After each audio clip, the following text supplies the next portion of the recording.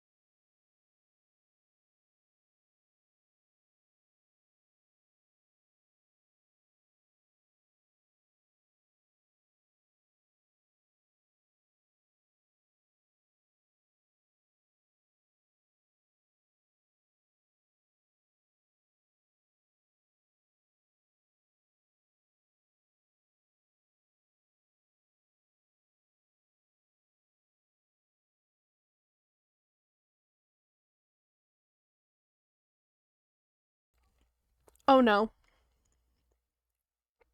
My mic was muted this entire time. Thanks, Scuba.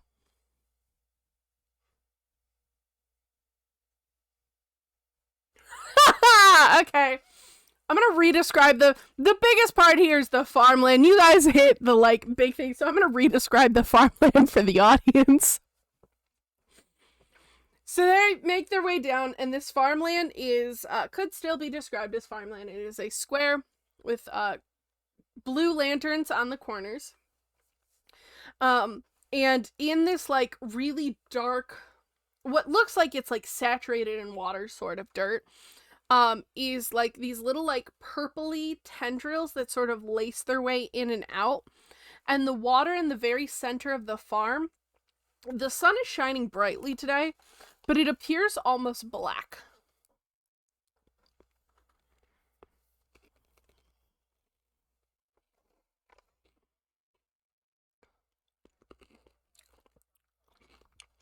Awesome.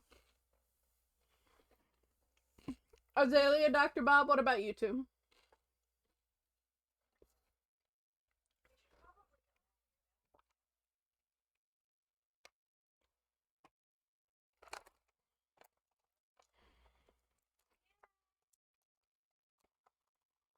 All right, you guys jump in.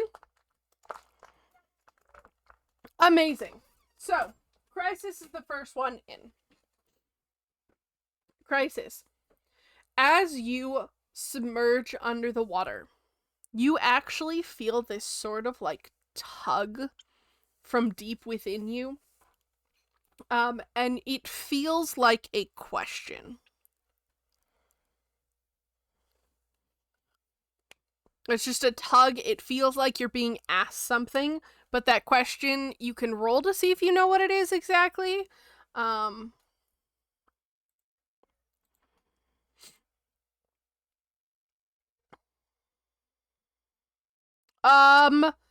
Can be probably a wisdom.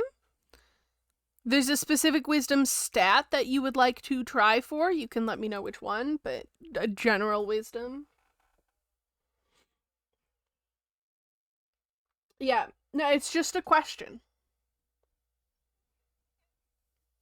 Do you, like, how do you react to it? Do you sort of, like, try and listen to the question? Do you just kind of like, I'm on a mission, I'm going down? Like, how are you reacting to this?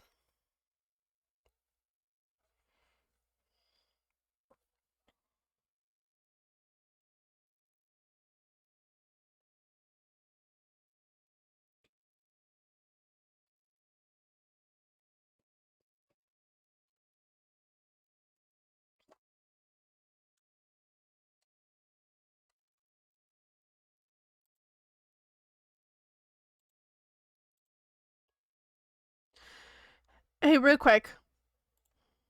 So it's a good thing. It's set on mine. Say something real quick. Hello? Okay, cool. I'm gonna cry. Technology. We gotta love technology. I'm gonna just give a quick summary of everything that we've talked about so far, because nobody could be heard. Oh no. Because technology. Because technology hates us. Yeah. So, we started the farm. The players decided they wanted to continue looking at the rooms that they were at last time. The next room I found, I was drawn to it by the lanterns that surrounded an old farm I'd made. Diving into the water in the center, I was surrounded with a comforting feeling and let myself sink further and further into the depths. When it felt like my lungs might explode, I finally fell out of the water and into a dark room. The walls were black and I stood the thinnest layer of glass. Under the glass was thick, bright lava. The heat could be felt through the glass and soaked into my bones. The heat enveloped me as if on instinct. I removed the table runner and opened the trapdoor in the middle of the table. As I opened it opened up to expose lava below. I jumped. The moment my skin touched lava, the heat was intense and I could feel nothing, as if for just a moment my brain screamed. Felt like my entire body burned away. Lava changed to water, and the change in temperature sent me into a momentary shock. I stood in the cold cave as my brain tried to process what had just happened. Then I heard it, the deep rumble from within. With my help, you can now achieve everything you've ever dreamed of. So they are planning to go to this place. They head down the mountain. They get to the area. I described the farmland. Crizis went in first. Got asked that question and your response to the question. Yeah, Crisis's response to the question, because he cannot understand the question, he can only feel that a question is being asked. He kind of like is still swimming forwards because he remembers from the passage in the book that that the length of this is just enough that it makes you feel like you're gonna start drowning, and he doesn't want to stop and put his theory to the test quite yet about his ability to die. Uh, and but mentally, he's kind of like trying to strain his mind as hard as he can and trying to listen as hard as he can to know what sort of question is being asked of him because he does not in any way want to answer wrong. Okay, I would like a wisdom saving throw, please. I'm gonna actually have you do that at disadvantage too. Funky, fun, and fresh.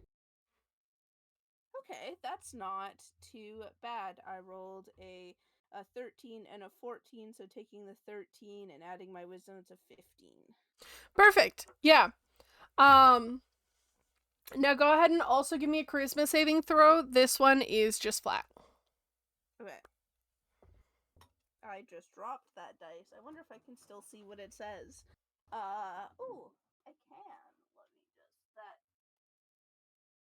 It is a 19. Awesome. Yeah. So as you are sort of trying to like make sure that you're like understanding the question, you don't want to get it wrong, that sort of thing.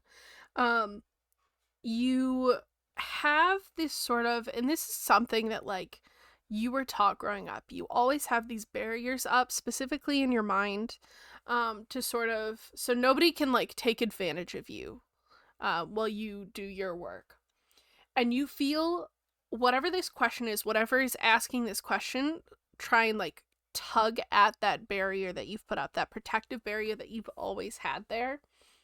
Um, and you are able to like keep it out. But you now know the question. The question was, will you join me? I think now that Crisis understands the question, he's just going to try his best. He's not going to open his mouth to speak because right now he's holding his breath, but mentally he's going to like push back the loudest no that he can. And you feel that tug on you disappear when you make that decision. No, I will not. It that feeling disappears. You are able to finish falling through that water. It's actually not at the edge of feeling like you're gonna drown. Um, you're not quite sure what that like. That interaction with that energy took maybe 10 seconds, and you're out of the water. You are sitting in that room as described before. The walls are black.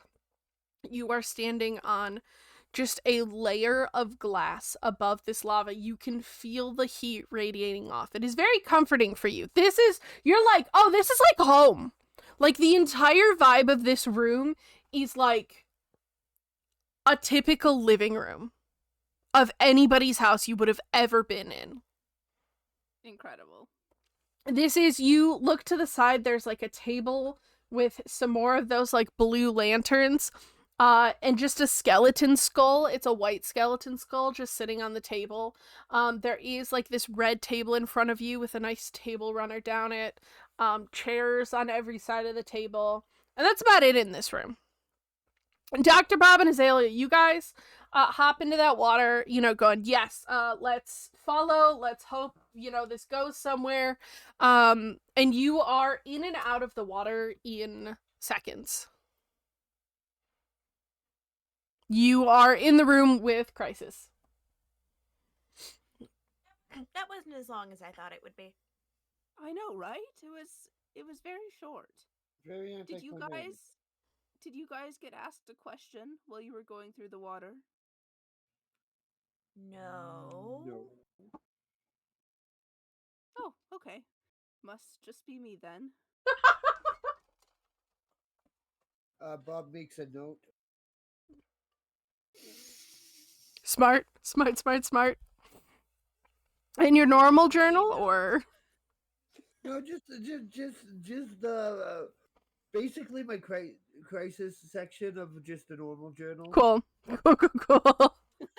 I have Yeah, one I for don't think we've Azalea had too. time to It's get you the crisis-specific journal yet. yeah, Oh no, there's a section in there for Azalea too. It's much harder to find because it's much shorter. no, I meant more of like, this is in the journal and not on the clipboard. Yeah, not the magic book. Okay, cool. Not Just the double clipboard. checking. Yeah. Alright. So you guys are in this room. There's lava underneath your feet. You're just separated by glass. That's The normal. two of you are definitely feeling hot. This is an extreme, intense heat. Azalea, you're probably already sweating. Azalea takes off the cloak. Yeah. Bob doesn't. That tracks. Bob wouldn't. But it is extremely hot though.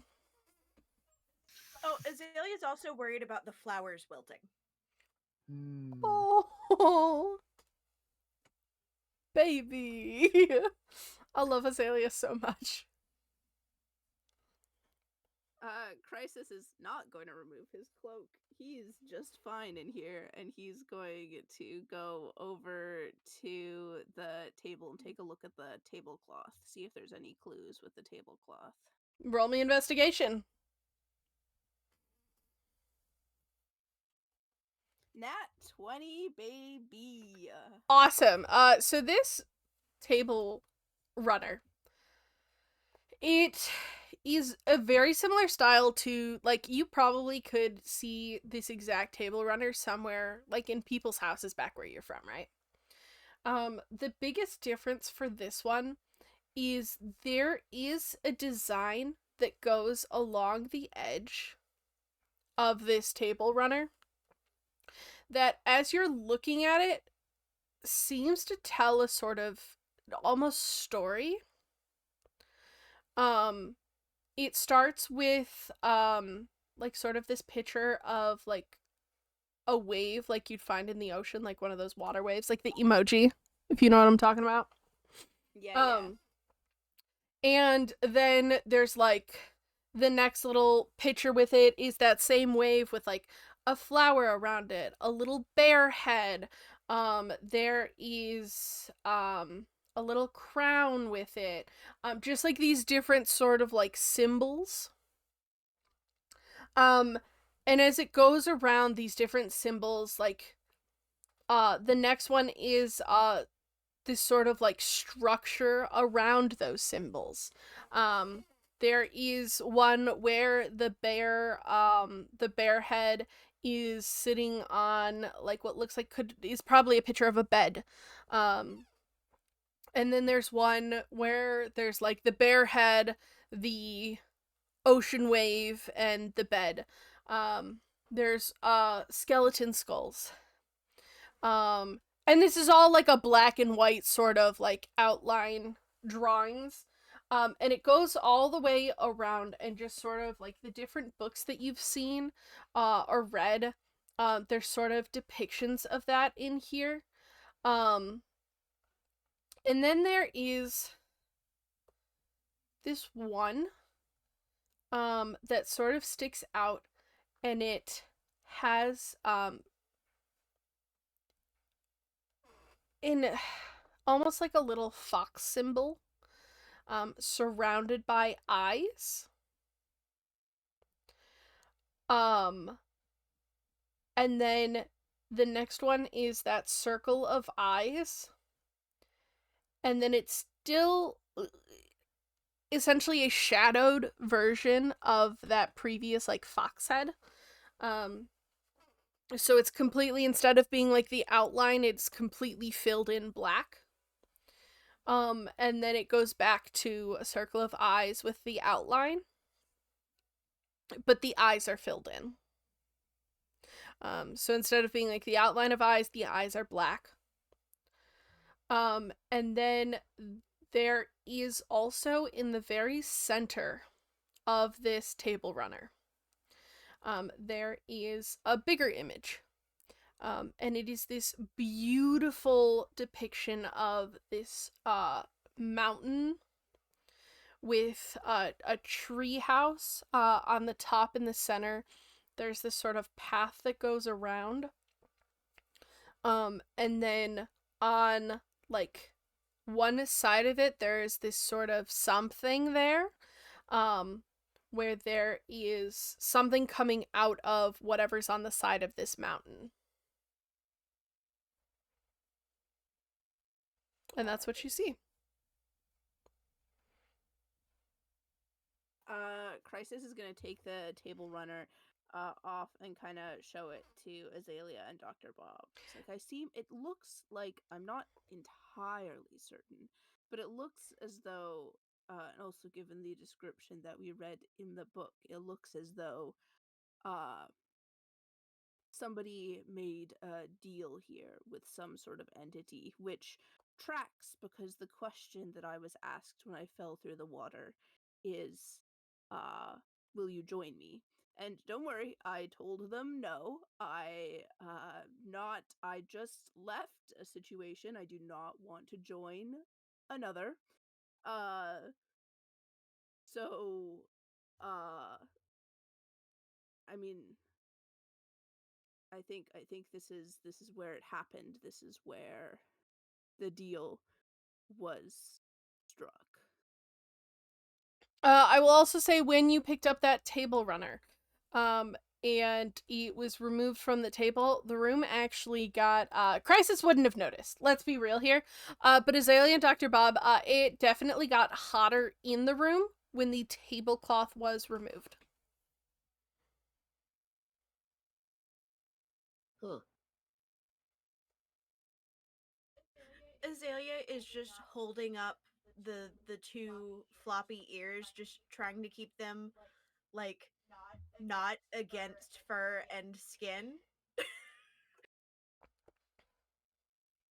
Are you okay, Azalea? You look uncomfortable. It's hot. Is it? I hadn't noticed. More notes and a check mark. I don't know, this just feels comfortable. Like I feel at home here. I'm not a desert bunny. It is very hot. Oh. Good to know.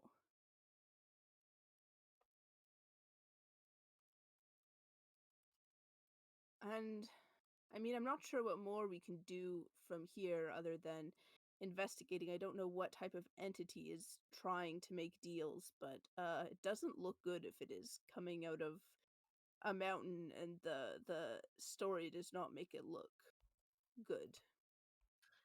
And I kind of don't want to jump into lava. It's already hot. That would be too hot. Azalea, can you roll me investigation? Sorry, who was that you asked for investigation? You cut out. Azalea, sorry.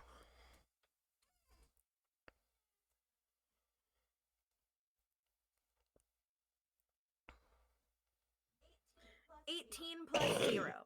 Awesome. So Azalea, as you say that, you kind of look at the hole where you came from. There's no hole. It's gone. Where you came from, gone. And we didn't bring pickaxes? I don't know. Is it in your inventory? Oh yeah, I should pull No. out my inventory. Then no, you didn't.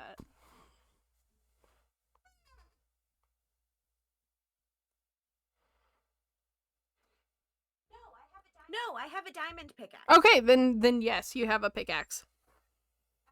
I, however, don't have anything to pillar up. That sucks, don't it? We should dig out some of these walls so we can get back up and not have to go through the lava on the floor.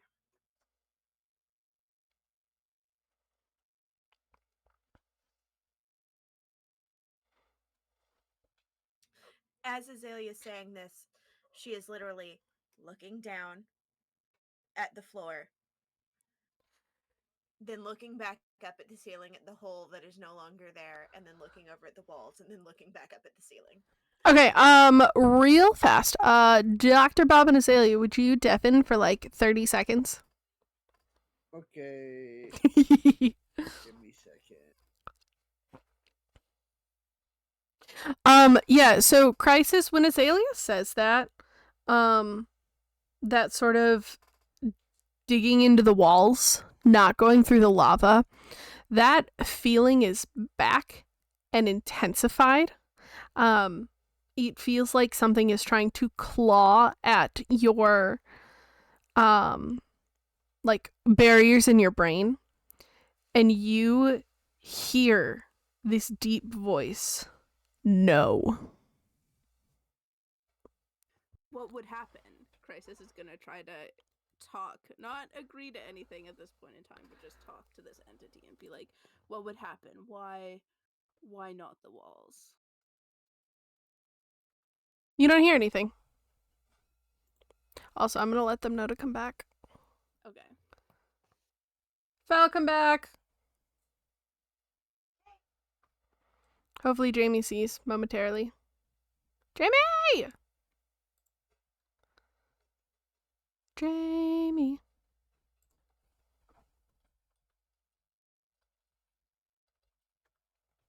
You know what? Maybe I'll just start deafening and undeafening you guys. Hello. Hello, welcome back. Yeah. No, I'm Jamie, not back. Okay. Crizis is gonna turn to Azalea and be like, no, we cannot do the walls.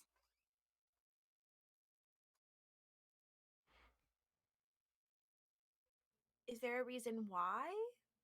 I don't know the reason why, but something has made it very clear to me that no, not the walls.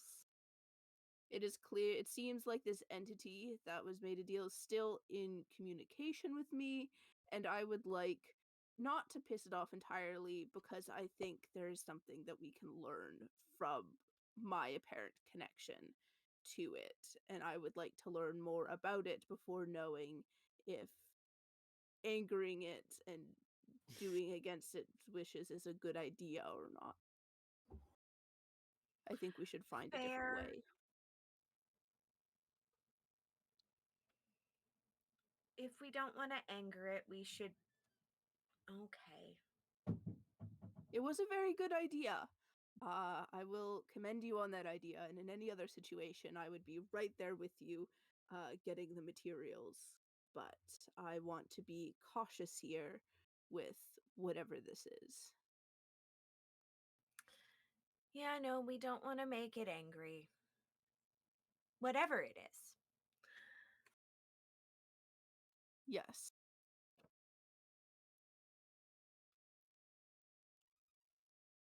I think Crizis is gonna fold up the table runner and put it in his inventory. I think he's gonna take it with him.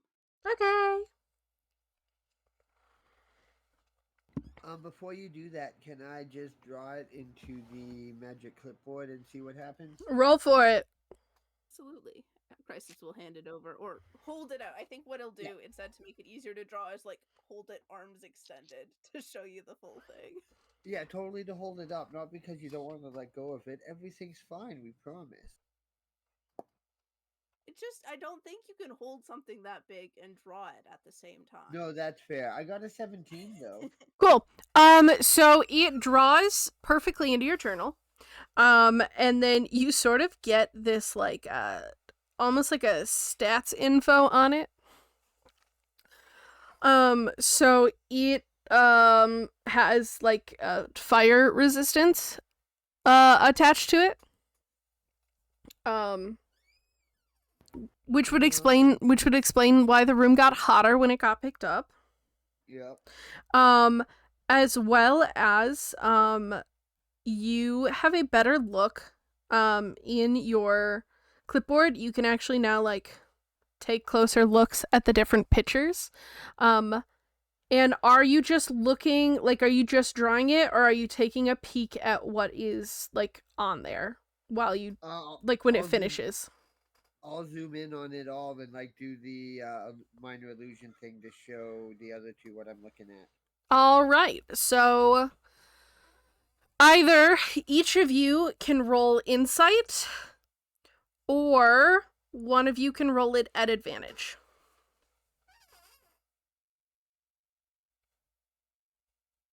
Anybody want to roll it at advantage? Which is preferred? Well, Doesn't matter to me. if anyone is higher than a +1, I'd say they should roll it with advantage. I have a +3. Sorry, what roll are we making? I was just adding something to my notes. Insight. Insight.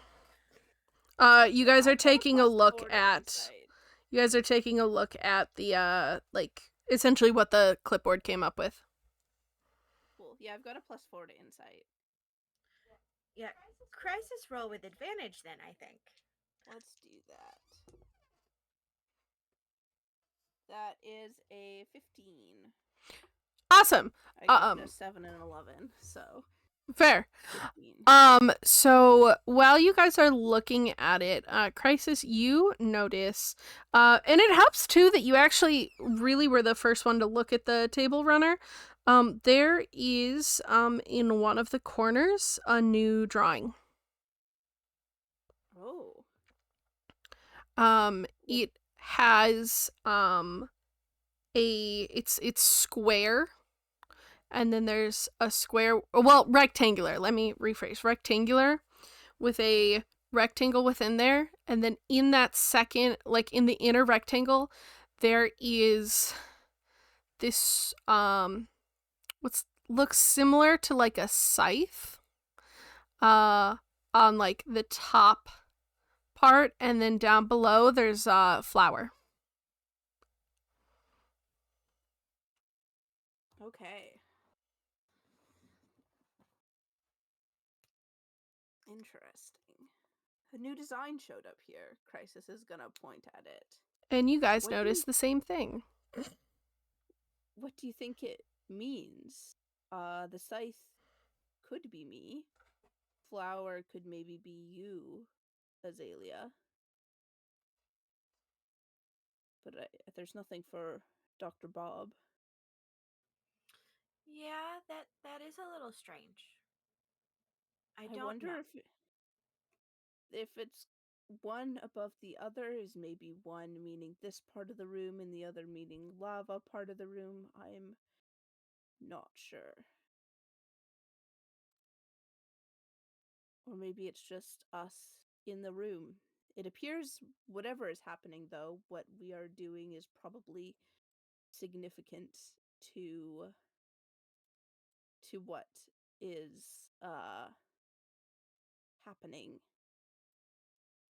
in the greater machinations of this world. We're entering the history of it now. I think whatever we do here will be significant. Okay, this is really bad, but I'm gonna give it anyway. Are you guys taking a peek at all, at the Twitch chat? I'm on the Twitch chat page, yeah. Okay, I am going to add just a little thing when it'll let me. Why is it stupid? Why does it hate me? Because it's Twitch chat. No, it's not. Chat's fine. No, OBS doesn't want to do what I want it to do.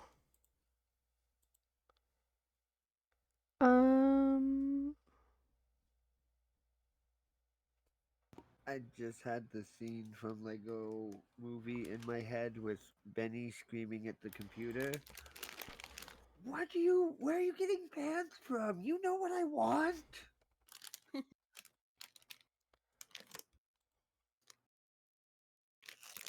It is my favorite out of context quote.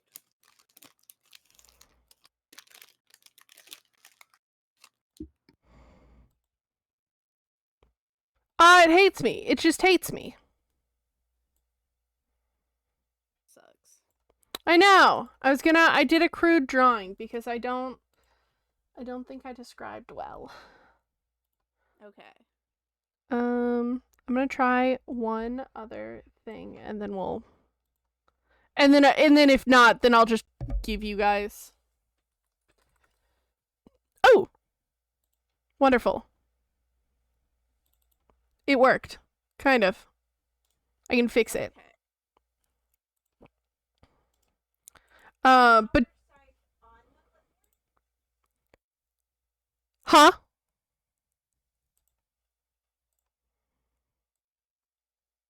My question was flower and scythe on the clipboard? Yeah. Okay. Ah, that makes sense. I was imagining rectangle going the other way, so my mind was like room. Yeah, Clipboard makes that's sense. why I wanted to fix it. Let's see if I can get it so it'll like sit nicely. I Haha. wish you luck. Hey, listen. I'm good at this. I got it to sit nicely. Anyway, yeah. So it's supposed to be on the clipboard. Why would it being on the clipboard be on the tablecloth? I draw that onto my clipboard. Cool. Yeah. You draw that onto your clipboard. Roll for me. Clipboard's on it today. 15. Oh my gosh. Okay. Yeah, so you draw that and it switches over to saying Dr. Bob Crisis Azalea. And then your clipboard sort of has like a smoky effect around the names.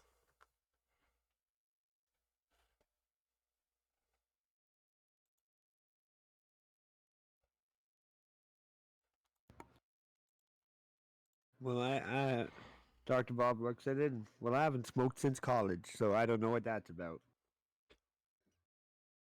I have an idea,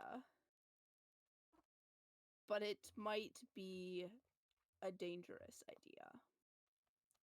Well, right now we're trapped in a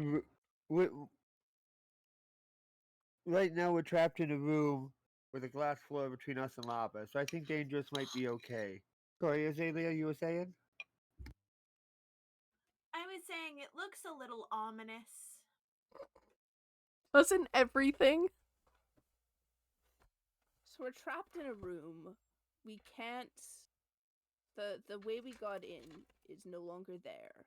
We can't mine the wall for materials to get up there and get out. We're following the instructions in a book that made it very clear where the person who we're following went from here. This tablecloth, a table runner, has a resistance to fire. I'm willing to do this just me and not put you guys in danger, but then I don't want to leave you guys without a way out. So I was wondering if maybe we want to do what the person in the book did and use the table runner and jump into the lava. But it's also fine if only I try that. I don't want you guys to die. Can 3 of us use the table runner? Nope.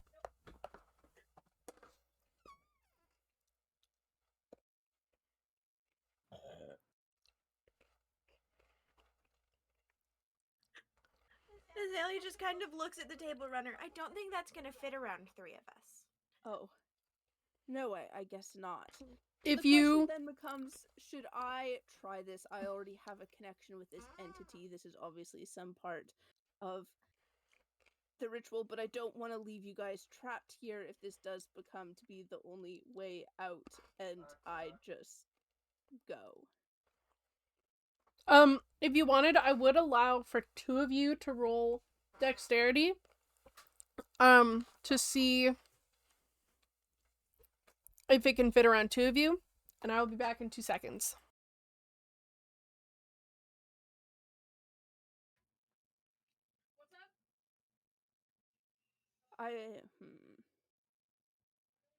Two of us can roll. It would work. Then maybe it should be the 2 of you.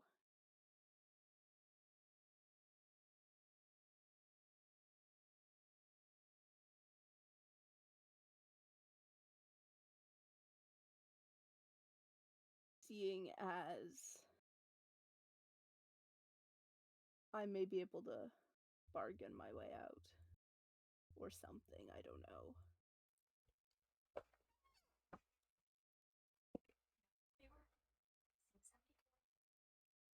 I mean, I don't have any better ideas.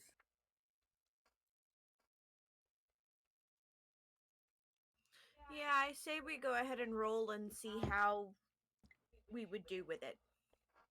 Because otherwise, Azalea's going to have very singed fur. Yeah, we don't want that.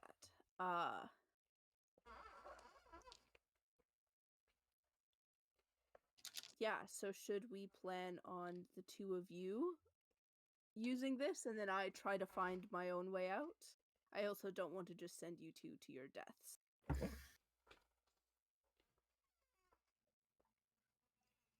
Maybe? If you go ahead, I got nothing.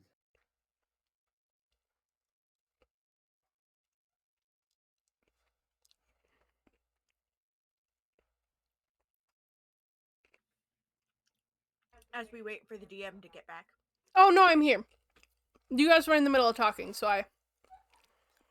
Are you guys, 2 of you rolling? Yeah, 2 of us are gonna roll. Alright. Go ahead and give me a dexterity check. You 2 need to average 13 or better. Don't roll bad. I got a 19.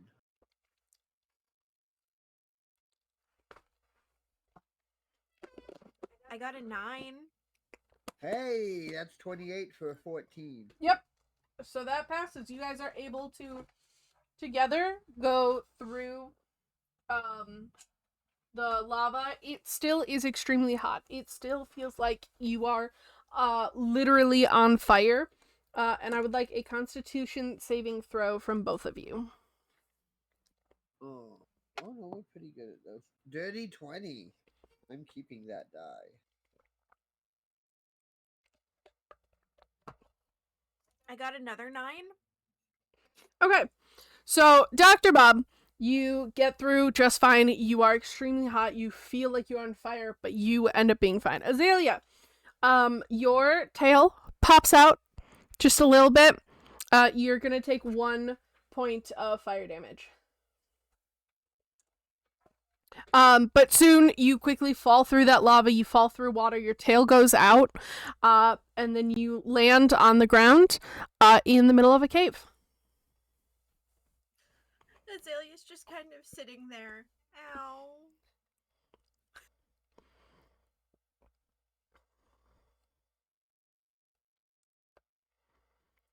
Now Crizis is alone in the room. Yep. What are we doing? I think Crizis is gonna try to mentally reach out to this being and be like, okay, if I don't hear from you with a better plan, I'm just going to jump into this lava as is. So this is kind of your last chance. I know you want to strike a deal with me. Do you have anything to offer? Everything you could ever want. Okay, but you have to be a little bit more specific than that. I know you mean everything, and everything is quite broad, but... Everything. I mean, Anything. Anything? And everything. Even if... What about, is the everything confined to this world? No. Or are there... I am not confined to this world.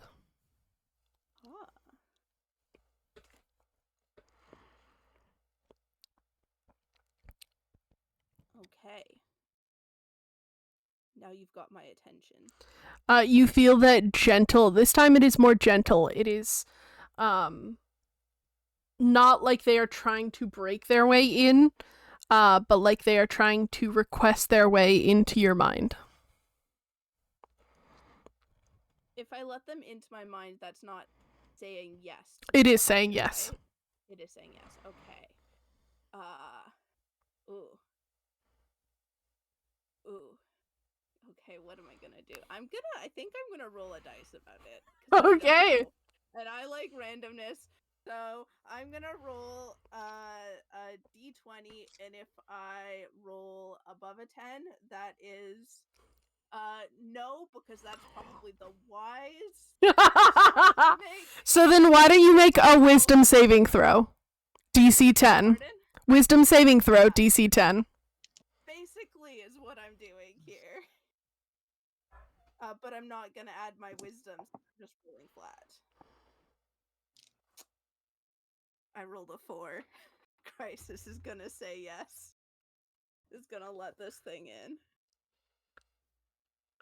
So real quick, before I tell you what happened, so Jamie, you know when we were messaging and you were like, yeah, we're gonna throw a wrench in your plans? We're really good at wrenches. Yeah.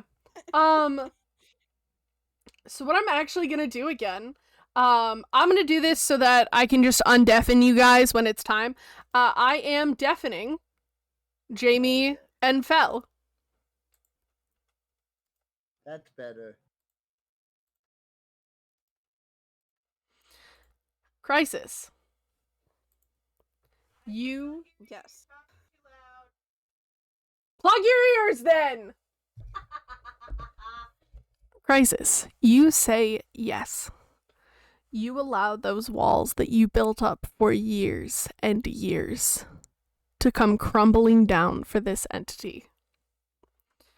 They reach into your mind. And you feel them all throughout. You know anything and everything that you want to about this entity. You know that there is a mountain. The same one that was on the drawing. Coming out of that mountain is the entity. You know that inside is Steve.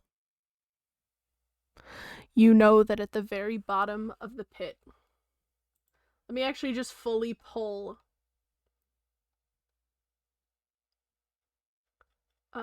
where did I put? You know that is, you can see as you enter the mountain.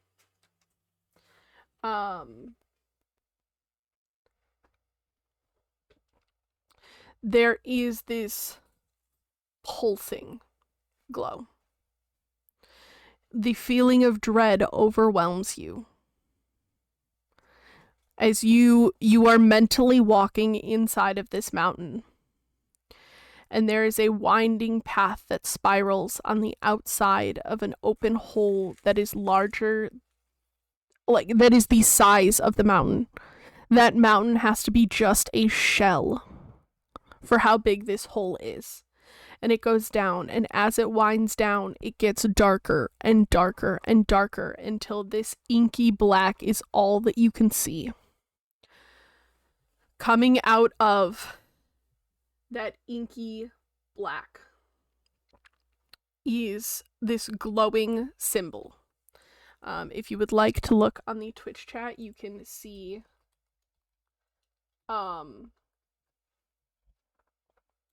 that table, excuse me.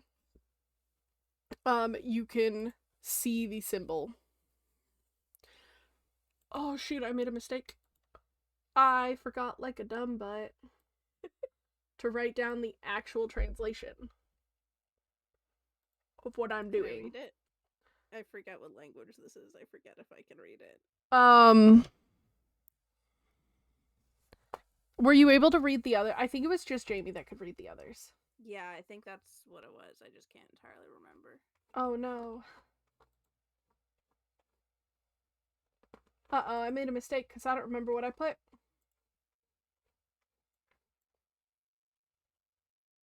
Okay. I remember what I put now. I was able to get it. Anyway, so you see that glowing off the ground. You are able to translate it right now. You have this being inside of you. You can read it. It says Herobrine. There's something else at the bottom that you are able to mentally go down to. At the very bottom, in the center of the floor, is someone in a blue shirt, brown jacket, and cargo shorts. They have blonde hair and hold a blue feather.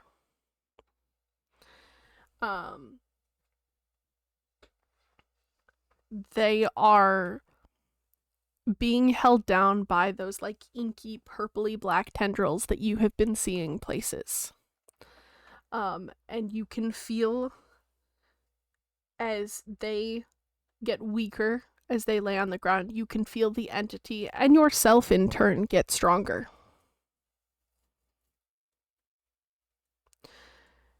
You can, anytime you want to make a choice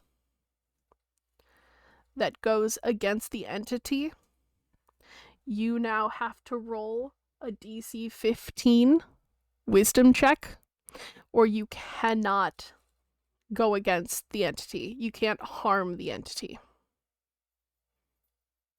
But you now know everything that they want. You know they said they are not limited to this world because the moment that they siphon all of the energy off of this person, whose name you can now identify as Mal, they can go to any and every world and begin consuming that world.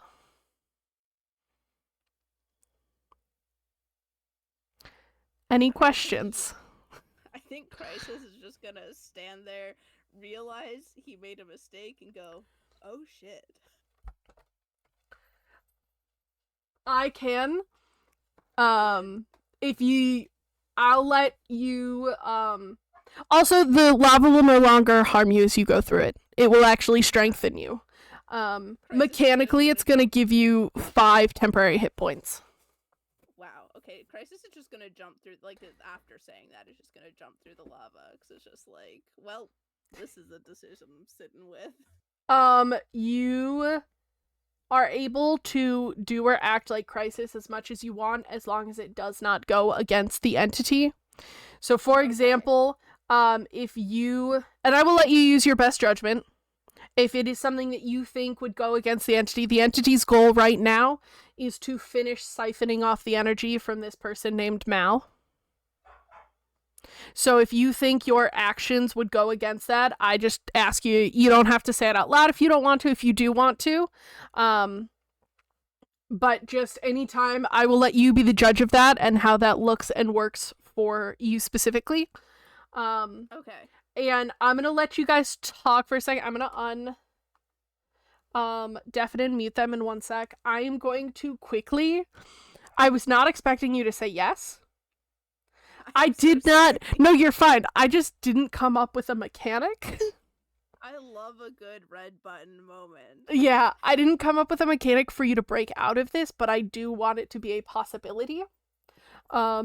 So I'm gonna let you talk with Dr. Bob and Azalea, and I'm going to quickly come up with that mechanic.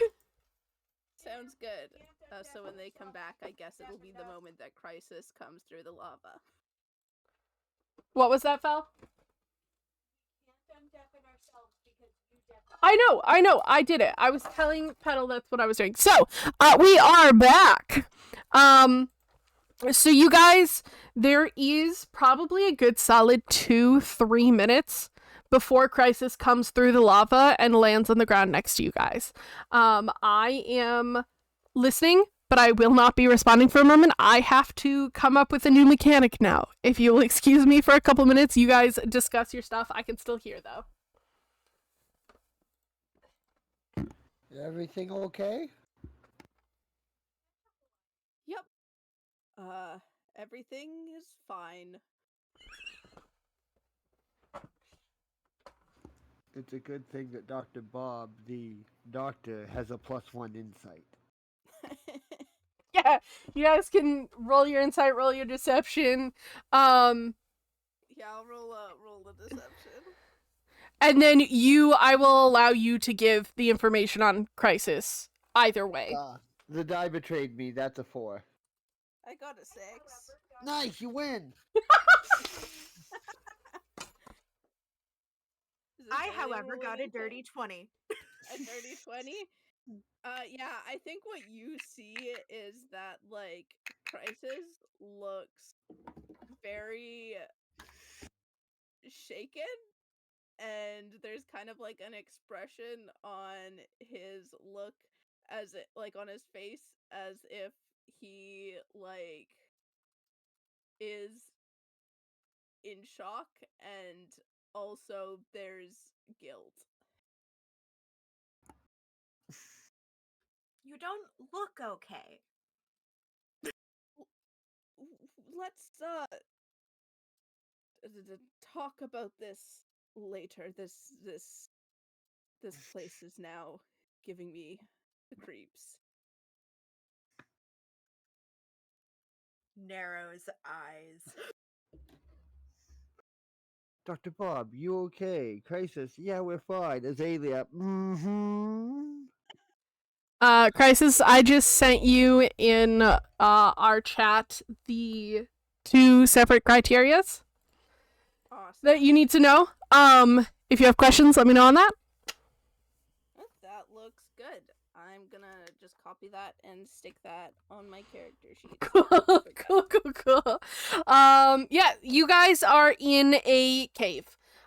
You can see some sort of light coming from further down. It's straightforward at the moment. And there is a the start of a mine shaft at the end. You can sort of see that wooden structure first form.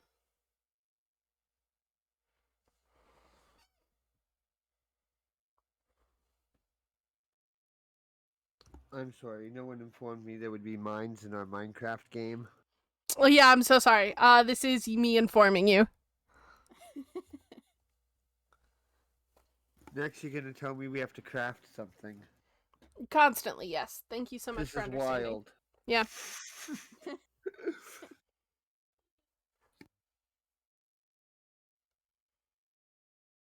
Well, I guess we should head on out.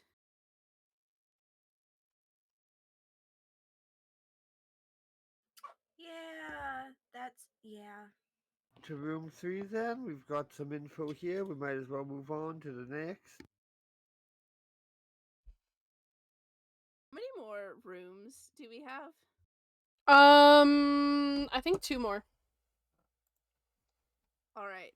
Crizis wants to make a suggestion, but I feel like I need to roll a wisdom save to see whether I could make that suggestion or not, so. Nope.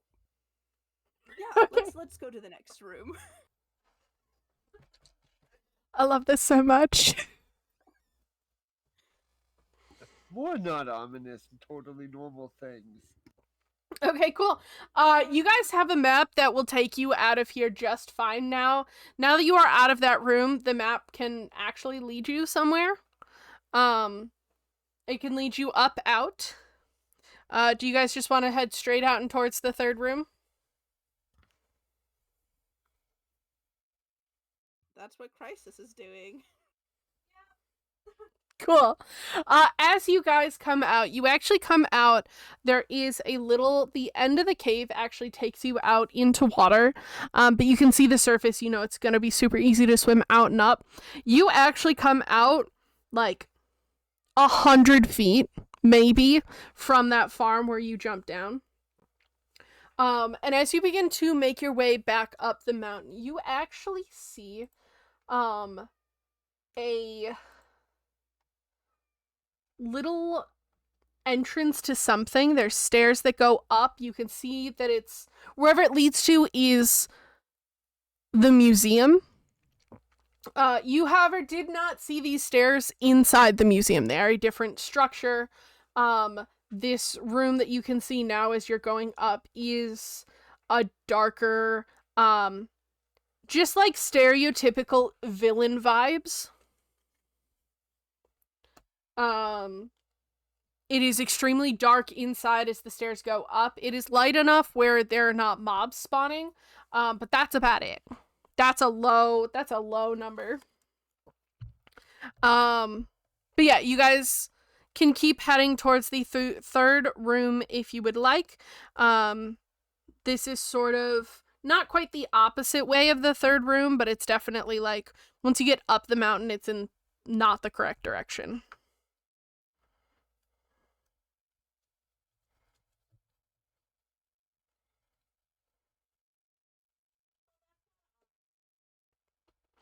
You and you're using ominous. Also, we didn't hear you on the mic.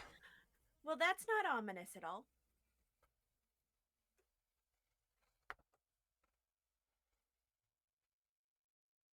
Yeah. Yeah, this is... Yeah.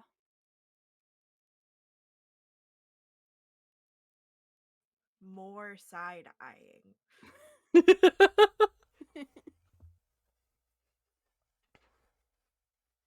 Mm-hmm. Part 2. Well, shall we go in?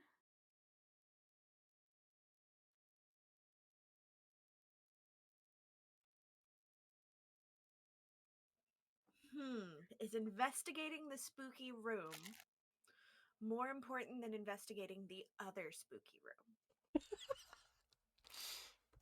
All the spooky rooms. We have a path currently. I say we just stay on that path.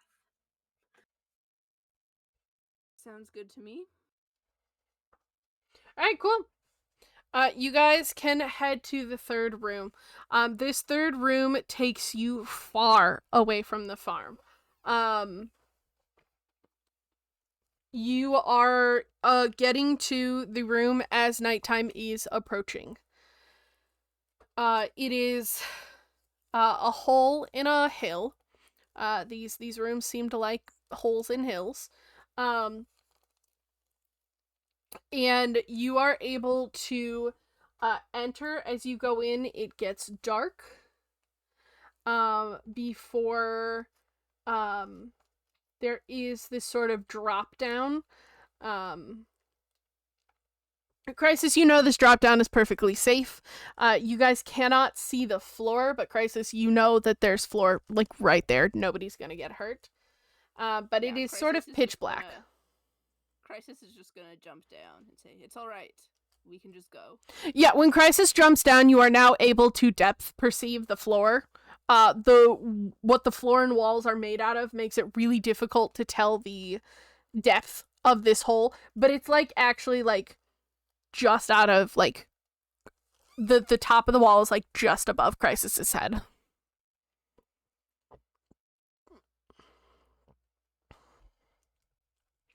Azalea just kind of looks at the wall. Nope, we can't hear you.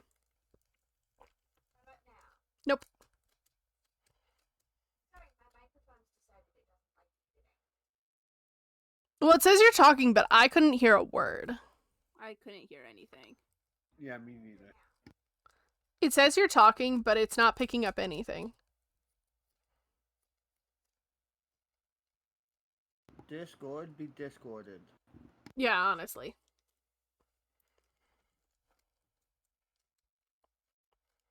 What's Dr. Bob doing while Fel is figuring out Mike stuff? Waiting for Azalea to figure out what to do, as she has been. Yeah, I'll head. I guess we head on.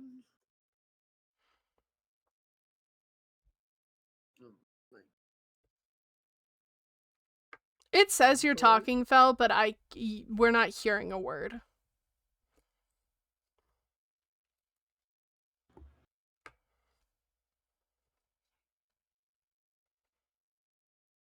Try switching mics and switching back? I don't know if you've tried that yet. Yeah, I was shutting Discord off completely, coming back. I like how most computer troubleshooting is just turning different things off and on until you find the right thing to turn off and on. Hey, if you're not feeling well and you just go to sleep, you're turning yourself off and on again. It's very true. You gotta love technical difficulties. Complete sarcasm, if that wasn't obvious.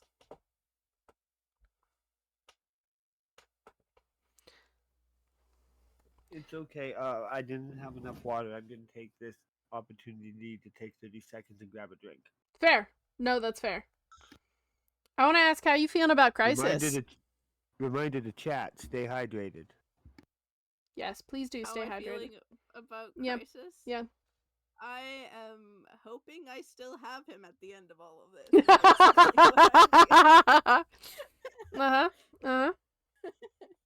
On a scale of 1 to 10, Yeah. how confident are you in keeping your character? I would say I'm currently at about a 5. I think it could go either 50-50. Love it. Yeah. Love it. Just like the dice roll that got me here. Just like the dice roll that got me here. That's funny. No, you were like, leave it up to a dice roll, and I was like, oh god. We're in for it now. We sure are. I don't regret it though. Even if it does result in me having to build a new character. I hope it doesn't. I really like Crizis and what I have planned for him in his backstory and everything. But wow, what an epic way to go if this does turn out to be it for him. Here's the deal, is if it does, even though his choice was 100% on you, welcome back. I like the idea of giving like one last hurrah, or like a big, like here's a spectacular character moment, or here's, For sure. So, no, and I know. huh? We're losing Crizis? We're thinking it's a 50, Petals in the vibe of it's a 50-50 right now. It's my concern. I'm hoping for no. Listen, I'm gonna try and do what I can to know, but also, listen, I'm not the one making these choices. I'm the one who made this choice, and I like risks, and I like putting my characters in danger. This is a known fact about me in Yes, it many is. of my D&D games. So Yes, it is. no matter what happens, I regret 0 of it. Good. It's gonna be a good story. Good. How is it going, Fel? They're very focused at the moment. I can see them being focused. I don't think they're listening to a word I'm saying. No, I'm really not. You're back. I heard that on Discord. I heard it too. Yeah, no, for some reason, my voice mod logged me out and I had to relog again. In the middle of session. That's fun. Yes. That's fun. But you're back now. That's the important part. So welcome back. Is Azalea just jumping in? No, you're Jamie.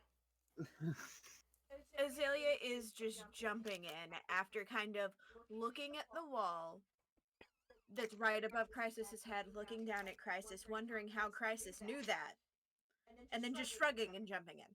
Cool. You guys jump down. There is then a doorway that you can see. It is really chill, really easy. You guys can open the door. You can look in the door. There's another drop. This one is into water. Or there is this sort of staircase kind of haphazardly built down. There's about 1 million chicken down here. That's a lot of chicken. Like, there's so many chickens. Fuck Bagak. Uh-huh. I think Crizis is just gonna, like, ignore the chickens and just, like, keep pushing onward. Awesome. Yeah, you guys are able to go down. This room is a big open room. In one corner, there is this sort of parkour course. It's not a super big one, but there is this sort of parkour course. In another corner, there is the tiniest farm. And it has like 3 potatoes and a couple carrots. There is in another corner like a mini little kitchen. And then in the other corner is it's like a nice big bed. Like the 3 of you could fit on this bed. It's like a nice size bed with one of the walls having a painting on it. That is about it. Crizis, you know that there's a room behind the painting. You also know it stares at you in that room. Yeah, I think Crizis is just gonna go straight for the painting and go behind it. Cool. You walk through that painting and the entity is just like focused on you. You can see its eyes metaphorically and physically on the wall. And as you do that, you feel like just like relief. This is more more relaxed than you've even felt like in the rooms that have felt like home. This is like complete, like you feel safe in here.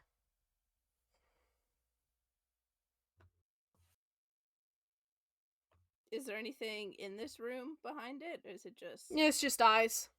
That's where he Just watched eyes. everyone. That's where he watched the experiment. So you guys just watched Crizis walk straight in and through a painting. Crizis is just gonna vibe here. You guys can do what you want. Crizis is gonna stay here until someone pulls him out. Azalea's just going to nod like this is an everyday thing and make a mental note in their head. Bob makes a note in the journal.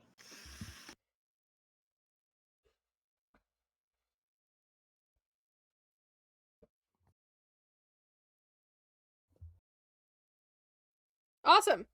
What are we doing in this room? It is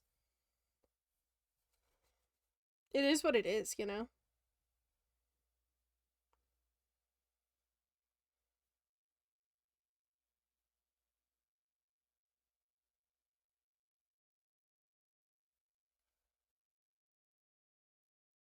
Can't look around to see if anything's hidden or...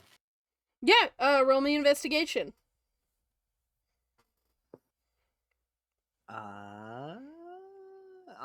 11. Alright, you walk around a little bit. Besides the painting, nothing really jumps out at you. There is a barrel in the kitchen, that just, like, you look at it, and you look at it for a second, and then you go, oh, hey, there's a couple sticks coming into this barrel. Like, it's somehow getting more sticks in it. Oh, it's one of them stick-making barrels. Bob has no idea what a stick-making barrel is. Azalea just pauses and goes, so what now? It's a barrel. It's making sticks. What would you call it? A barrel that's probably receiving sticks from like a dispenser or something. Well, that seems awfully complicated. Why not just have a barrel that makes sticks? Barrels can't just make sticks, I don't think. Bob writes something in the journal.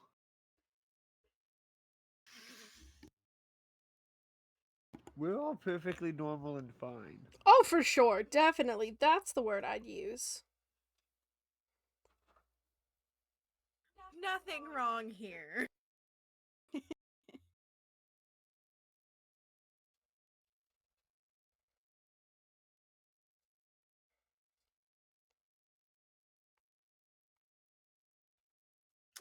Azalea's going to keep looking around the room, making sure they have as much information from it as they can before they're going to go grab Crizis. Cool. Yeah, you can roll me investigation.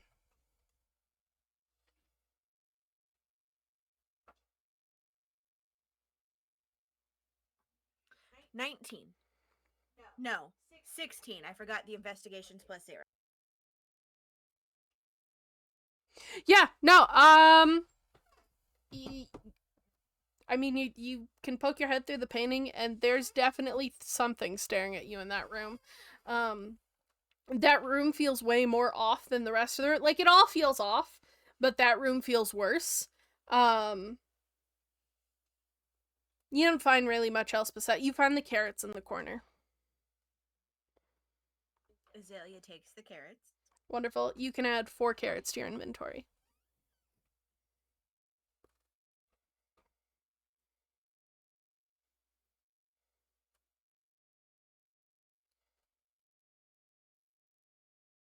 That's about it in this room. It's a pretty simple room. Hey, Crizis, I think we're done.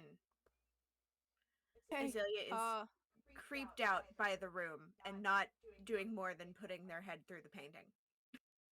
I guess we should go then. And Crizis is going to step out, and I imagine as soon as like he steps out of the room, he's like flooded by that dread and guilt again that he's been feeling ever since Probably. the Yeah, that tracks. Roll me. I guess just do a con save. Okay. That is a 15. Cool. You can feel, just sort of, you feel that guilt and all that, but you can also feel an attempt to get rid of it. All right. Crisis is gonna try to cling to it. Do you want to embrace it? The guilt and everything? No, the, like, relief of guilt. I mean, actually, like, No. which side would you rather focus on? I think Crisis is trying really hard, as much as he hates it and as much as he liked to be the relief of in that room. I think he really wants to cling to that guilt and dread. Okay, give me a wisdom He save. doesn't want to lose that, so... Oh. That is a 9. Okay. Yeah, nothing changes. But, no, you are able to cling to that guilt and feel that, and Okay. after a moment, that sort of, like, push to try and get rid of it goes away.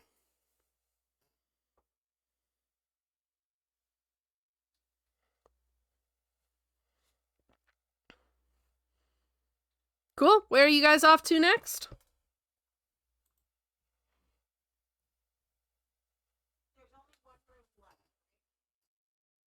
We couldn't hear you again, but yes, there was only one room left. Sorry, I forgot to press the button. That was on me. No, you're good. To the last room. What were you saying, Crizis? Oh, I was gonna see if I could try again to make mine, to make the suggestion that I wanted to make originally. Nope. Okay, we're going to the next room. Also, once you get the first one, you can have advantage on the rest of them. Okay. Because you sort of get the idea of, like, how to do what you're trying to do a little better. Yeah. Yeah. Sounds good. Okay, cool. You guys, start heading. As you get up, morning is starting. There are still some, like, there's some monsters that you can see around, distantly. If you move carefully, and take your time, you can avoid them as they are dying. Or you guys can just, like, essentially hurry to the next room and we can roll a luck check to see if you run into any mobs. Which would you prefer for your travel?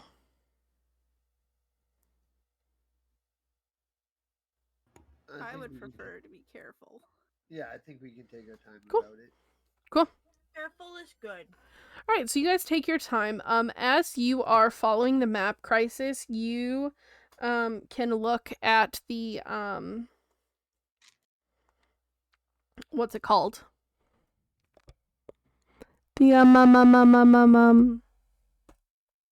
Map, The and it thing is to be looked at. yeah the map, and you can see that it is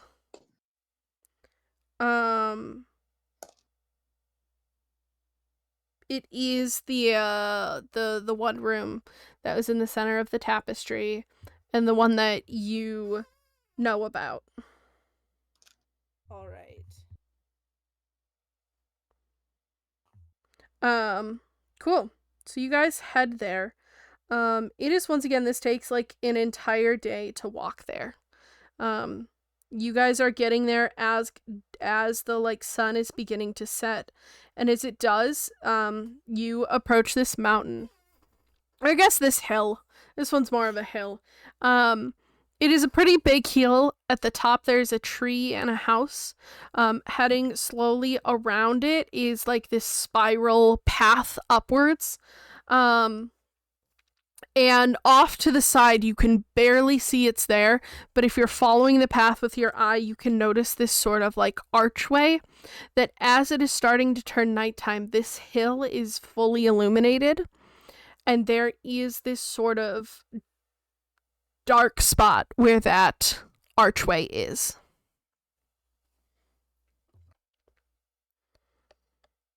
Okay, I want to do a thing, but I need to roll for it. If the way that if I succeed on the roll, things will proceed as normal. If I fail, Crizis will try to do something. How determined is Crizis to do this thing? Like, Crizis, personality-wise. Like, how much is like, this is like, no, this needs to, like, how essentially like sold on himself is he that this needs to happen? Crizis desperately wants to like just continue, because the other rolls that I made, he wanted to suggest to come straight here. Okay. But I feel like this entity would not want, so I'm trying to roll to see whether Crizis will succeed in continuing on into this to room 4, or whether he's going to try to pull away and try to convince the party to go somewhere else. Cool.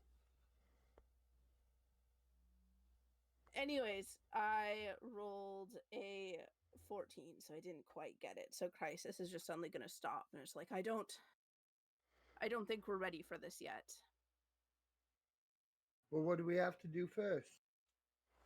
I think we should look around. We need more information. I think there's something really big in there, and I don't think we're ready for it, and I think we'll get hurt. Azalea and Dr. Bob, roll me insight.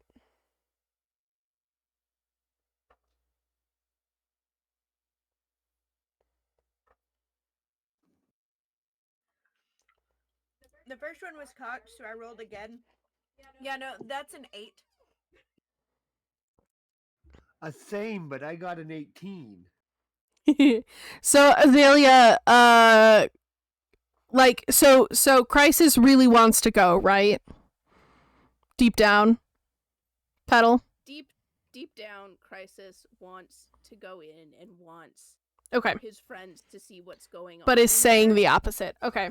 So Azalea, Crizis seems genuinely concerned about everyone's safety. It seems, like this is like a genuine, like, yeah, this does look ominous. This does look big. This might be dangerous, Crizis is thinking about that.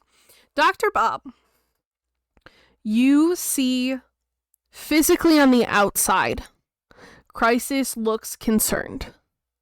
Crizis looks, seems like, yeah, they might actually be concerned. And then you make eye contact. And they say the eyes are the key to someone's soul. And you can see in Crizis's eyes the,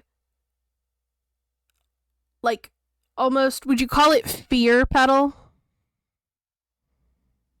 Deep, like the dread and the guilt is now turning in this moment to like, and especially as Crizis has once again not been able to do what he actually wants to do, like a full blown panic.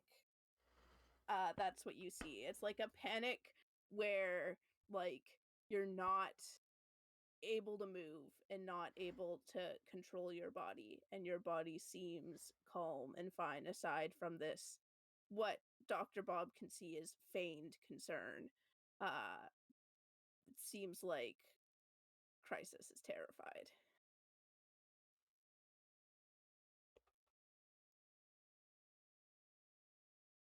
What's actually going on, Crisis, buddy? Come on.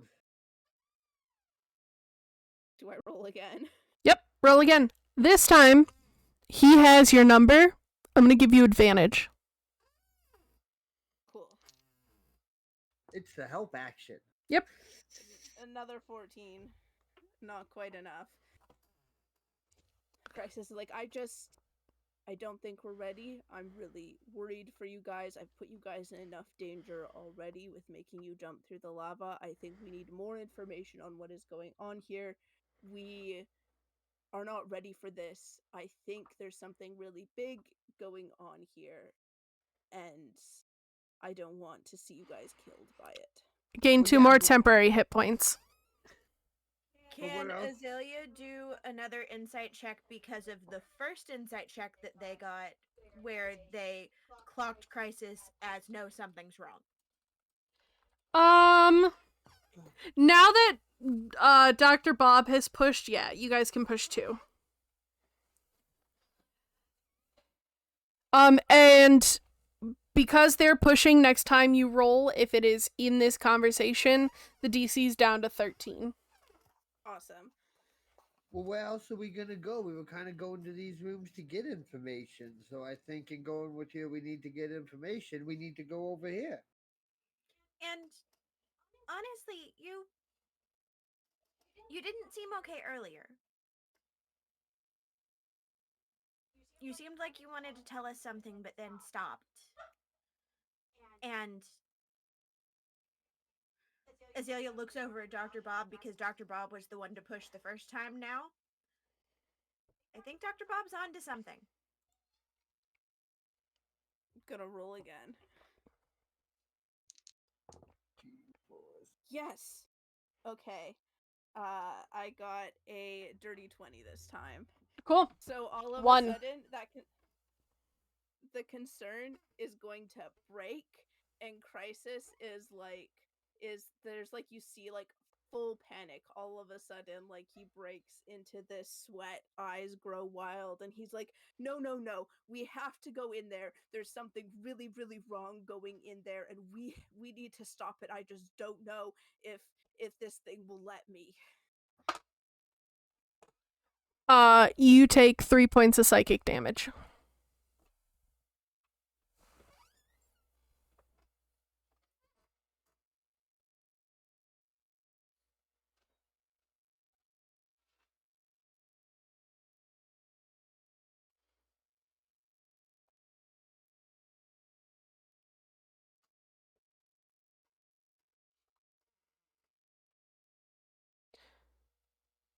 Azalea's eyes are going to widen. And she just kind of steps forward and says, if I have to drag you, I can. Please do. I don't know how long I'll be able to get my willpower. I made a stupid decision. I made a deal with that thing, and there's something very, very wrong going in there that he doesn't want me to stop. Wisdom save at advantage.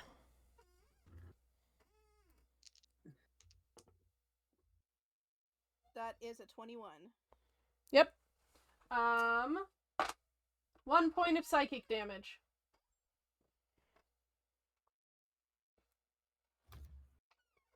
I'm gonna put. I think I have 2 of these. I'm gonna use one now anyway. I do. I'm gonna put a hand on Bob's shoulder and use one of my on Crizis' shoulder on Bob and use one of my healing light bonus action dice. You get healed to full. Oh, Well, for 6. You don't need to heal. I Oh, you had temp. That's my temp. Okay, I had some sorry. temp. Yeah. No, I if you're not haven't throwing it. burned through my temp yet, so I'm all good. I don't need healing. Thanks for the No, okay. concern, though. Yeah, you're just taking 4, and I was like, we're level 1, so I'll just use one of these. But all right, well, let's No, go deal with that's this so and fair. I get you free got from this. some temp while you guys were muted, so Okay. I'll let you know if Crisis is looking actually hurt. Yeah, let me know when you run out of temp, please. What I will do though is that support Dr. Bob can still put the hand on Crisis's shoulder, and the DC is down to 10. You get advantage. Roll wisdom save. Get to roll one more time. Okay, let's see. Okay, one of those is cocked. The other one's a 4, so this better be good. Got an 8. No! A total of 8. No! It was so close. It was so close. I think then in that moment, as Crisis fails, all of a sudden, he, like, that panic glazes over. There's still, like, the panic in the eyes, but all of a sudden, his body goes, like, still and calm. And that is going to be where we take our break. Break. We're going to hop on a 15-minute break. We will be back at 2:15 EST. We will see you guys then. You guys are adorable. Hey! I see. Guys, we have things to do. We need to do things. But cute things. It is cute. What are what is life? Grace. Grace. Love, obviously. True. Grace, thank.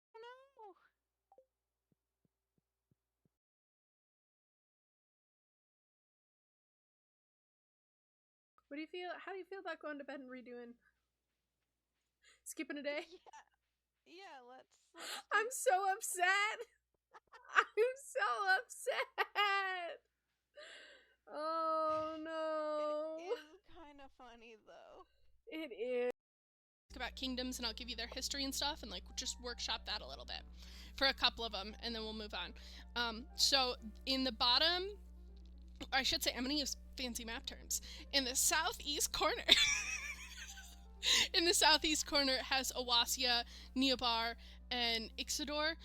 So that continent is called Origin Island, and it was the very first when the deity Solokata created this world. That was the very first. Do we just now have fast travel to our mind to a new area? I hope please. So. It is. It's on the roof. Oh my gosh. Is it like right next to our portal? Emergency Tay died while adventuring portal with a chest. Oh my gosh. I'm dying. This is so good. Wait, how far away is our nether portal then? Not that far. It's like 100. It makes stream shorter. I don't know how my computer's gonna handle it. Hi, Nacho. Welcome. So that's what that does. No! Jellyfish! That is... I'm actually gonna cry. Okay, let's try it. We're gonna... Jesus. I don't know how... this isn't gonna look good. But... I've been found. You have been found. Hala has gift. Better be a good gift if it's for my mother. We don't have a saddle for you either. I do have a saddle. What did I just get? I got Big Squish! Oh, because I got Little Squish. Complete with my first save file. Wow. I also enjoy this game, Murdoch, but like, I'd rather play with friends.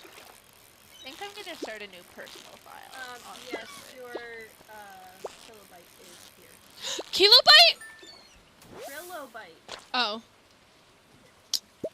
I thought that Kilobyte came to stream and I got excited. Nope, just a fossil. Fossils are... I know Mondstadt's peace hangs in the balance.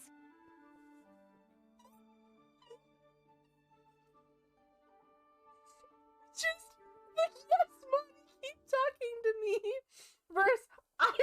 When did I say I was friends with this man? My reaction to men versus women.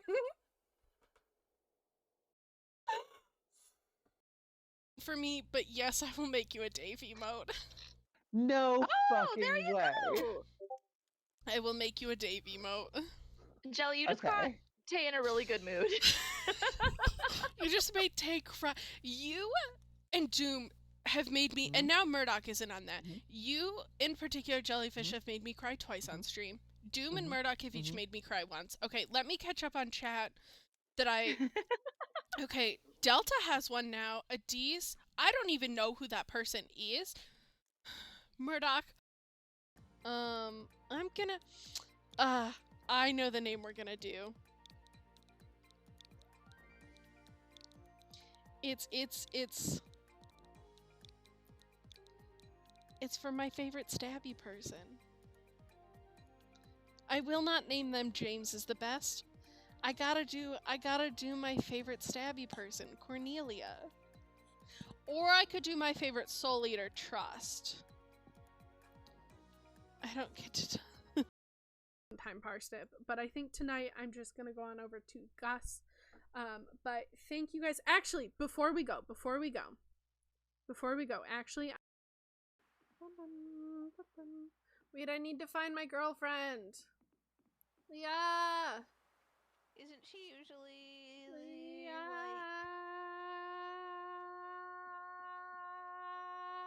She's usually over on like the other side of the. Leah, I'm coming! I've ignored literally everyone else. Hi, Leah. Wait! Earned the best friends achievement. Does that mean?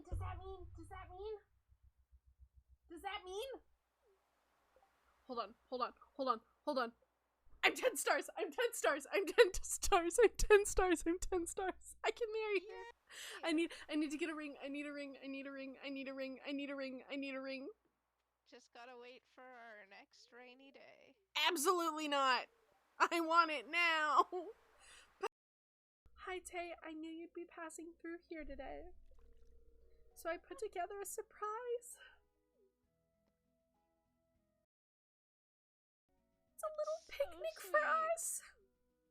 My heart. Petal my heart.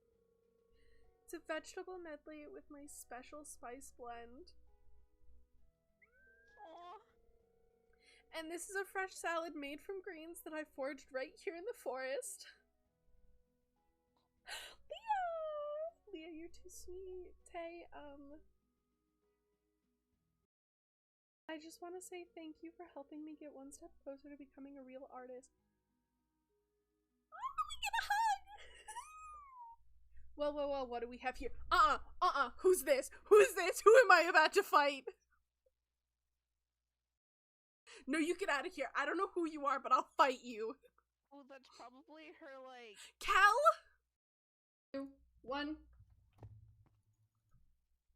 Oh, this is terrifying.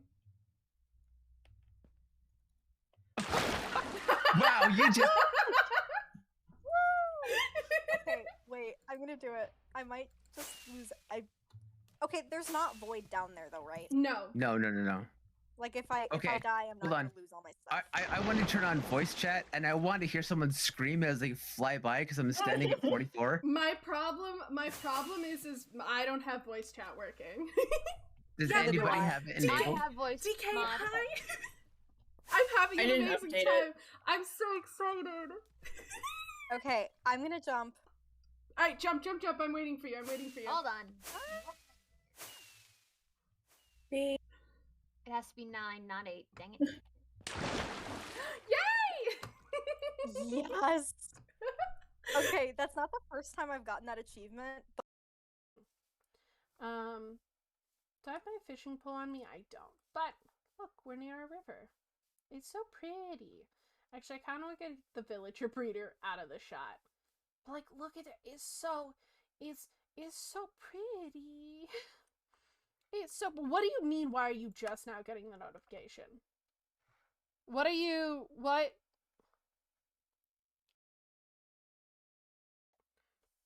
Okay, what would you do if I asked you to... I would reject it. Here's the deal, right? Here's it the would deal, be right? simply rejected. Is I, as one, the streamer, and two, the storyteller, have an option when somebody in chat suggests a word. I can either say, yes, I'll use that word, or on words like that, I will say, no, absolutely not. Good try and thank you for your word, but no. No. The only long word I will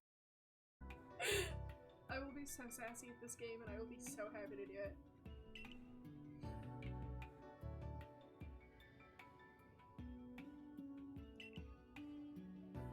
Yeah, that's fine. I will literally battle you anytime you are a cute chick, and I am a lesbian, so... You know? You know?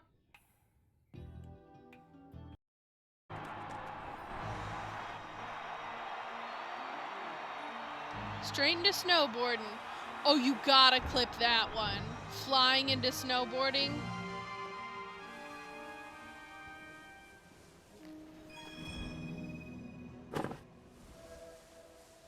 I gotta gather all of these? Where are they?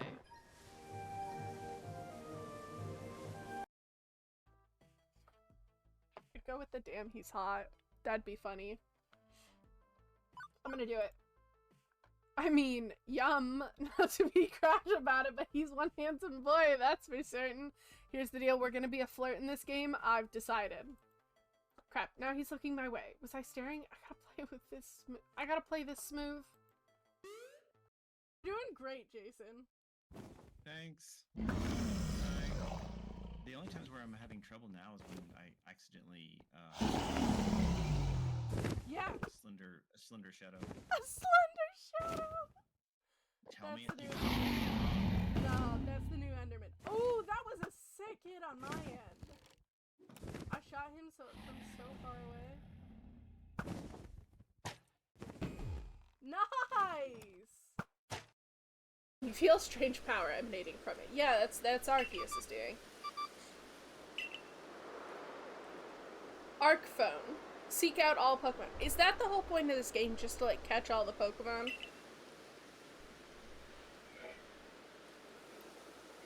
Pretty much. Alright.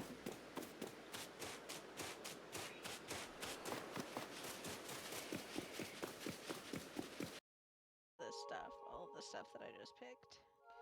It's fine, they're leaving though. Aww.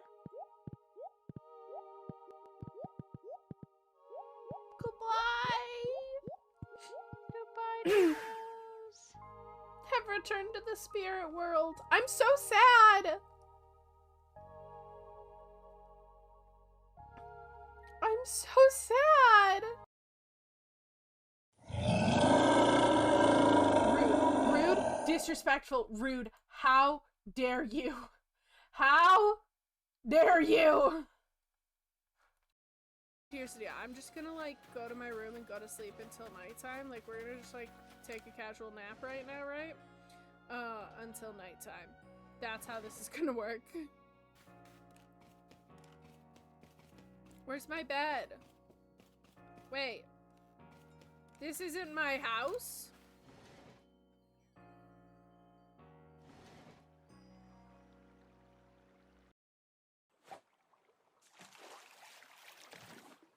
Marissa, do you know any- No.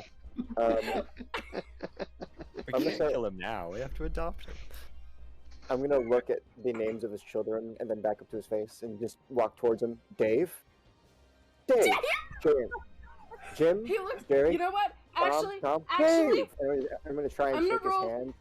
on a 19 or a 20, that is his name. Hold on.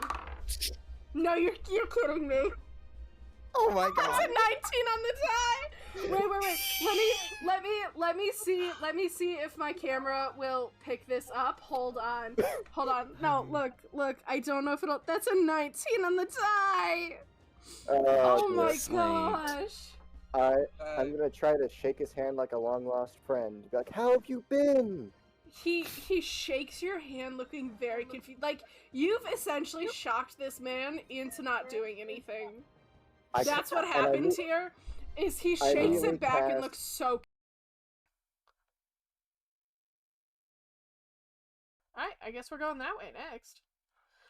Like, that's all I'm going to see is just the tiniest fraction.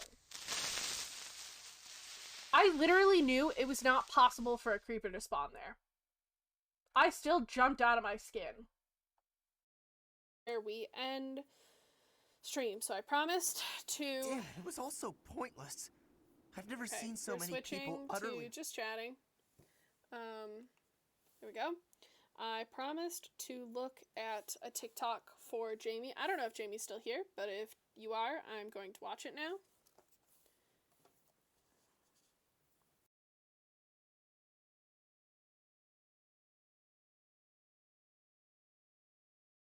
Okay. Let me see. Yoshi says, Melbourne, Australia time. It will be Sunday, October 3rd at 10 a.m. Mountain Standard Time, Saturday 2nd at 5 p.m. Washington EDT time, 7 p.m. Hawaii Standard Time, 1 p.m. Okay.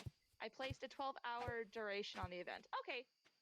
So yeah, so people can come and go at any point in time. I think I'm going to try and stay on for the whole time, but we will see. I have a quick question, real quick.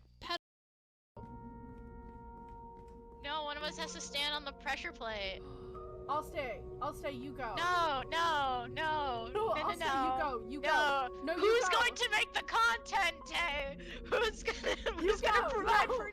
And we're back! Hello, everyone. I hope you had a good break. So, Crizis just glazed over. Azalea is just going to reach forward, grab onto Crizis, and using their jumping feature, is going to jump forward 30 feet in the direction of where the room is. Cool. Yeah. Bob, what you doing? Following my hoppity friends. Cool. Crizis, for each action, I will let you roll that wisdom save again. You still get advantage. It is to 13, though. Cool. So do I get to roll now? Yeah. Alright. First one is a 21. Cool. Alright. Can you just hop as much as you want? I'm a bunny. I figured. I just wanted to check. Are you hopping again? Yes. Cool. I'm gonna say there's probably... I don't know, we'll say 10 hops. Crizis, you can roll again. Yeah, I don't think that's the limiting part in this race, which is wild. Haragon are wild. Nat 20? I'm gonna give that to you. That counts as your second and third. Awesome. Incredible. Alright, Crizis, what does it look like as you come out? I think... You also lose any temporary hit points you have left, by the way. Okay. Cool. Cool. Crizis is going to, is, like... what it looks like is all of a sudden the, like... I think what happened when Azalea grabbed onto Crizis is Crizis, like, started, like, struggling and screaming, but it, like, wasn't actually him, and the moment that he breaks through, there's just kind of, like, this, like, calm relief just washes over him, and he just kind of, like, goes still in Azalea's arm just from, like, and is just, like, breathing heavily and, like, sweating and, like, it's like, oh, I think he's gone. I think he's gone. Oh, good. Going limp would have been more effective for him. It's easier to get momentum while you're moving. Yeah, that's That's fair. Wow, I made a bad decision. Well, let's go get you out of it. Yes. I mean, now we know what not to do. Don't, when he offers you everything you ever wanted, don't say yes and let him in.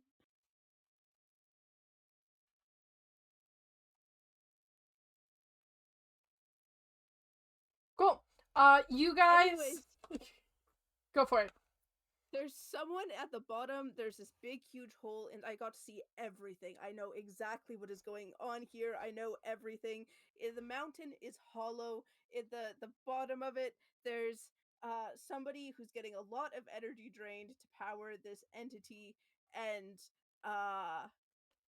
we need to stop it right now, because as soon as he gets enough energy, he's going to break into the next world and do more awful things. So we need to stop that right now. Lead the way. Let's go. Away we go then. You know where to go. Let's go. I do know where to go. Crizis is gonna like take off running. Yep. Awesome. Yeah, you guys are able to go in. As you enter. This is gonna sound really familiar to you. You enter, and it is like there's a shift in like the color. There's a shift in the temperature. There's just a complete shift into a darker, colder, a less forgiving sort of environment.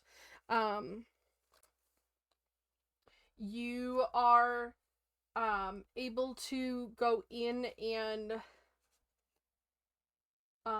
see, like, there's like they said, a giant hole. And you can look down, and further down you look, the more hollow, or the darker this hole gets, there is a winding staircase that inches its way down to the center. In the very center, if you take a look on Twitch, on the screen there, you can see a symbol. Jamie, were you the one that was able to read the symbol before? Yes, I read Celestial because of course I do. Yes. That's my wrench. Yeah. It says Herobrine. It is glowing on the pitch black floor. It says what? Herobrine. Herobrine? Yeah. Like, here, let me type it out. Like a brine made of heroes? It's a name.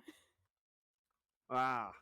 It is a name. I know who it is despite my lack of Minecraft knowledge in most areas, because one year when we were kids, my brother dressed up as him for Halloween, except my parents didn't know how to do the eyes right, so he did just end up looking like Steve, and he was really disappointed about that. Oh no. But you get that name glowing on this black floor, and you can see down, at the bottom, there is this person in a blue shirt, brown jacket, cargo shorts. They have blonde hair. And Azalea, give me either insight or investigation.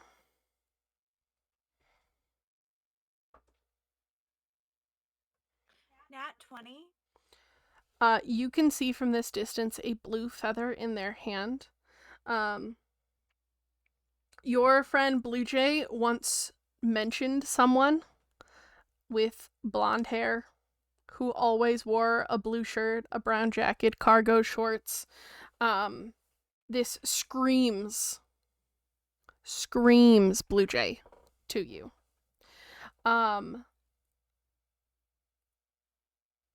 You guys heading down? Yes. As you get down towards the bottom, it gets colder the further down you go. It gets darker the further down you go. As you hit the bottom, you step onto a glass floor, and the inscription grows even brighter until it is a blinding light in your eyes. Crizis, as the light blinds you, you can see flashes of home, a mix of black and red. You see for just a moment the flash of the Raven Queen. Her eyes glow a quick, pure white, and she becomes a man standing in front of you. You can look at him and know this is the entity that was in your head. Azalea, as the light blinds you, you can hear the chirping of your blue jay. Her sweet music at first, but then it slowly turns to distress, then a scream. The blinding light goes away, and where you heard blue jay coming from is where the woman lies screaming in pain, black inky magic flowing out of her and all around you. Dr. Bob, the light blinds you for just a moment, and you really just, blinds you, and then you're back in the present. You can see this entity for what it truly is. You know that this man looks pretty much exactly like the missing poster for Steve that you guys had looked at. The only difference being the eyes. The eyes are a pure, glowing white. You can see black inky magic flowing all around you guys. And you notice that as you are standing on the floor of this, you can see the walls that once surrounded you are slowly starting to fall away. One block at a time, the walls are beginning to crumble.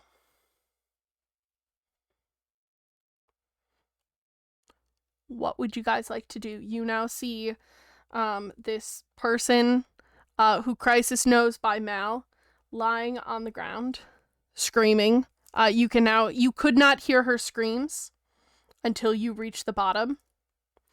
And there is a man in front of you.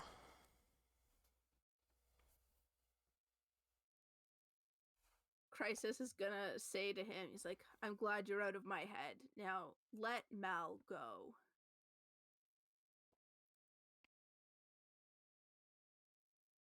And if I don't, what are you going to do about it? I will do everything I can in my power to stop you. You think... First, oh, go ahead. I have a question for you. What is your connection to the Raven Queen? Wouldn't you like to know? I would, actually. He doesn't answer you. Generally speaking, that's why somebody asks questions when they want to know something. You might want to pick up on the social niceties of life if you plan on interacting with, proper folk. Dr. Bob, I don't think this man is a nice guy. You see in front of you this purpley glow move from Mal over around him, and he just sort of takes a deep breath in, and it soaks into him. I agree with Crizis. You should let her go. And for once, Azalea's voice is not cheerful and happy. It is deadpan. You think you can do anything to stop me, little bunny?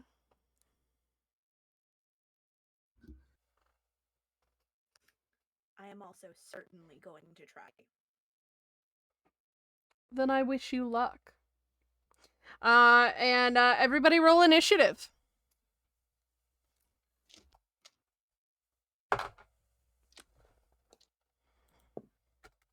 Oh boy. Well, I'm not going first.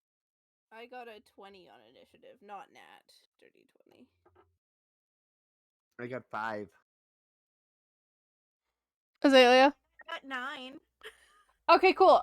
It's you guys. I'll just tell you the order, I don't care.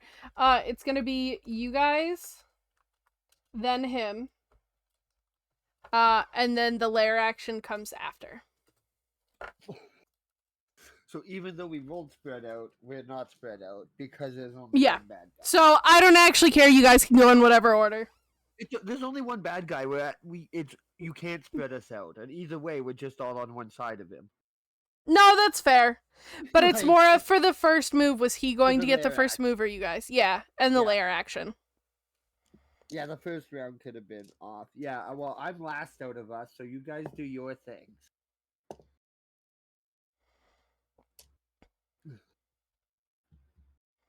So I guess Crizis goes first. Yeah.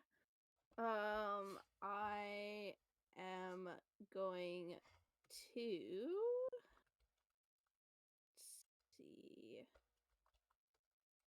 I would like to no. Let's I'm just gonna try to hit him with my quarterstaff is gonna be my first action. Cool. I will also give you, he was in your head. You can have a little bit extra, and I'm assuming you'd probably share it, so I'll just give it to all you guys. Celestial damage will do more damage. Okay. Radiant, you mean? That's what I mean, yep. I Since said we're celestial, doing- I meant radiant. Since we're kind of doing side initiative, do you want me to blast it with a guiding bolt first so you can get initiative advantage pedal? Yeah, let's do that. Since if it takes extra from radiant damage, I was gonna sacred flame it to find that out, to then next round hit it with guiding bolt. So yeah, I will cast guiding bolt. Cool. So that's a roll to hit, right? That is a dirty 20 Yeah, that hits. for 4d6, and then advantage on the next attack on it, and that is 14 on the die. Ooh, okay. What does it look like? I was gonna say Dr. Bob's guiding bolt. I meant to say at the beginning as we got this. Dr. Bob's the clipboard is away and has pulled out a stress ball. Mm-hmm. Is the arcane focus instead of a crystal or anything? Love it. And the verbal components for guiding bolt. Did you know maybe you should relax? It squeezes it and throws it at him. And it's just a stress ball that smacks him in his head and then is back in Bob's head. Yeah, so that goes and that hits him, and he sort of takes a couple steps back, stumbling.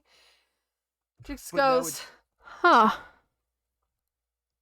But now it's 3 stress balls and spinning them like that little trick. Yeah. Yeah. Yeah, like I said, it pays to be polite well in company of proper folk.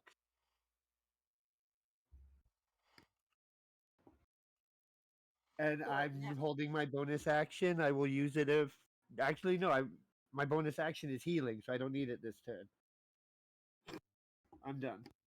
I will now try to hit him with my quarterstaff. Cool, roll at advantage. That is going to be a dirty 20 to hit. Yeah, that hits.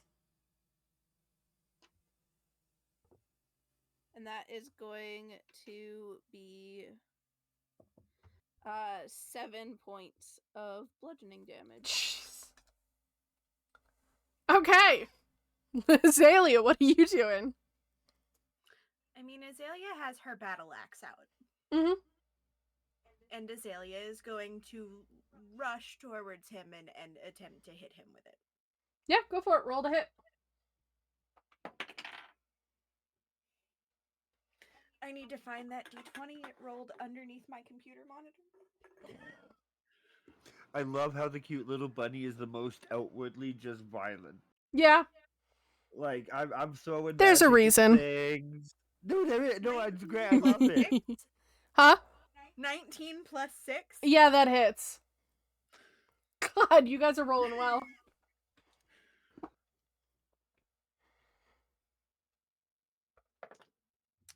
For 8 points of damage.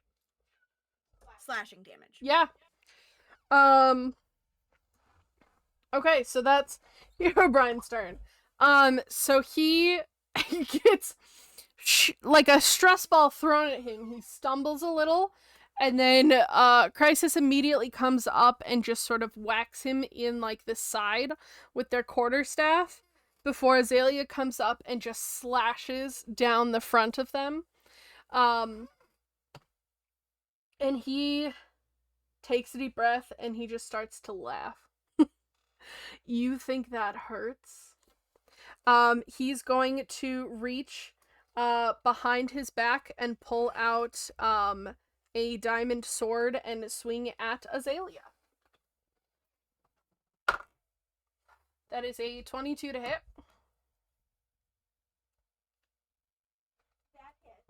Yeah.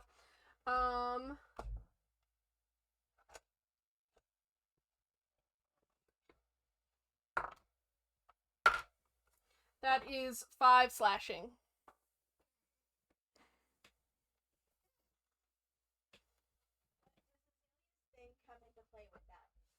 Does Azalea's thing come into play with that? I need to remember what Azalea's thing is. Also, we're not hearing you again.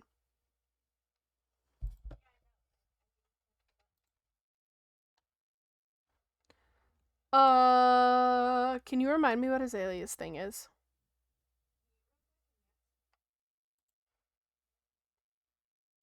Okay. The first time Azalea's hit in combat activates. Yeah, that works. And then has to break out of it. Yeah. I can't remember the full mechanics of it. I don't know where I put the full mechanics of that. Because it's not in your chat where it's supposed to be. That's on me.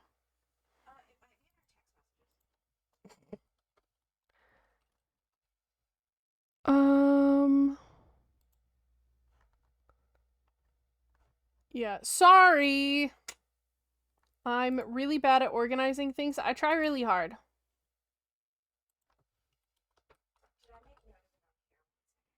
You should have made note of it. Oh, no, sorry. We're just checking everything right now to try and remember exact mechanics that were created. If not, we'll just take like 2 more seconds and then I'll just give you things. I need to go all the way back to Gen Con last year. Is it really all the way back at Gen Con last year is when we figured out this mechanic?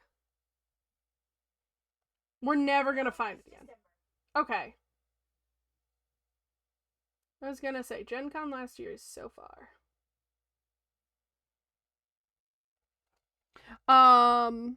Man, the way my days I got going, it. like the beginning of stream was so far ago. Roll me a d20. 8. You're good, nothing happens. Also, you're still not being heard through the mic. It says your thing is it says your thing is going though. Did voice mod do the thing again?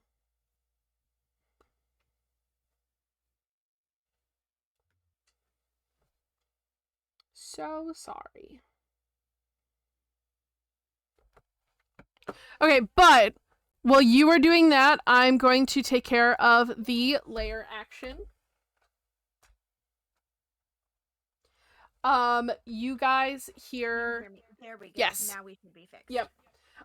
So there is another like scream that comes from Mal, and you see once again that sort of light that goes off goes from her to Herobrine, that sort of thing. And then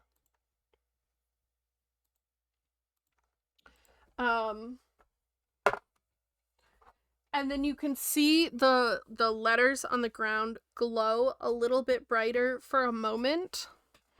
And so do Herobrine's eyes. But nothing, they just glow a little brighter. Your guys' turn.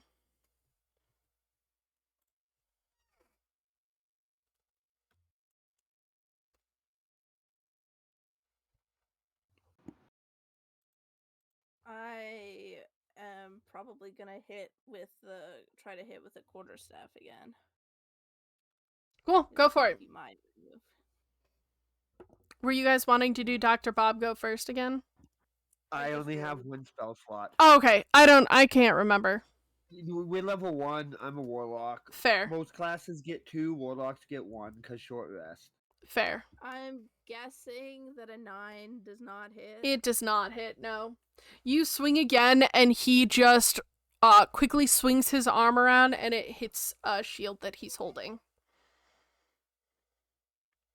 You're gonna have to try harder than that.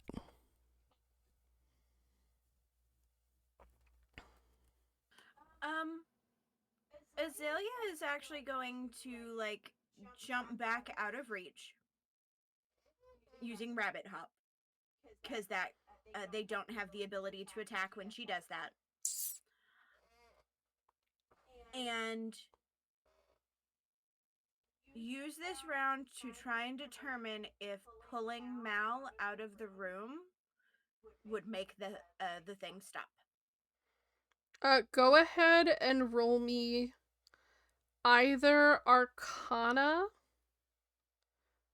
or Investigation. I will let you choose. They are going to give you 2 different answers.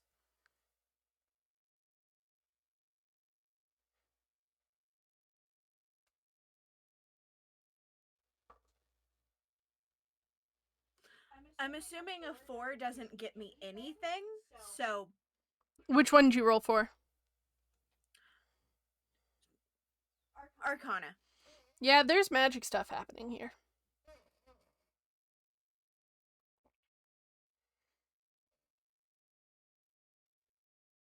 Is there anything else you want to do with your turn? No, because that's all she can do. Cool. And Dr. Bob, what are we up to today? Really, I think you need to just settle down. And Bob throws one of the stress balls at the ground and it disappears, and a big version of it tries to come down on his head. I need a dex save for Sacred Flame, please. Cool. Sacred It's Stress Ball. dirty 20. Dirty 20 means no damage on Sacred Stress Ball. And I'm not going to use any of my healing yet because I only have 2 dice at level 1. No, that's fair. But he sees that, and what that looks like for him is just he looks you in the eyes, and his dex save is just the reaction to snap and make your magic disappear. That's how it presents itself for him. Alright, his turn. He is going to swing on Crizis this time, because Crizis is right there. That's another 18 on the die. So 21 to hit. Yeah, that hits. Yeah. Unfortunate. It's gonna be 5 slashing. Alright. Layer action. I have support stuff. I'm basically, with level 1, I'm basically saving it all for things that are going to kill us once we're at 0. That's so fair.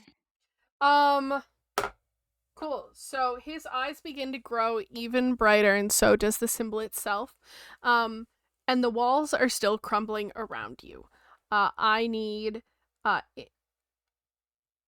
everybody to roll me a charisma save. Because as the walls are crumbling, while you guys are rolling, I'll say this.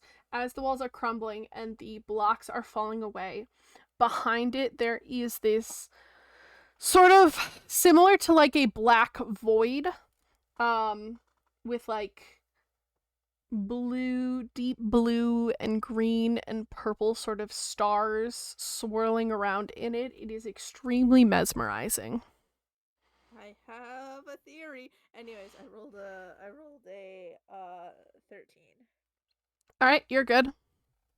I got 12. You're good. Woo!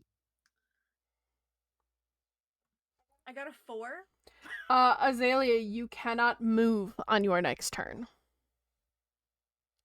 Got it. All right, you guys go. Crizis is gonna try to hit him again with the quarterstaff. Cool. That is going to be a 15 to hit. That hits. Cool. That is going to be 7 bludgeoning damage. Awesome. He looks like slightly... He looks angrier. And he just sort of shakes his shoulders after that hit. Like, he's not bloodied, but he does not look happy. Let's see how he feels after another sacred stress ball. Alright. That's save. Yep, deck save. Yeah, it's only a 5 on the die. That's probably not gonna.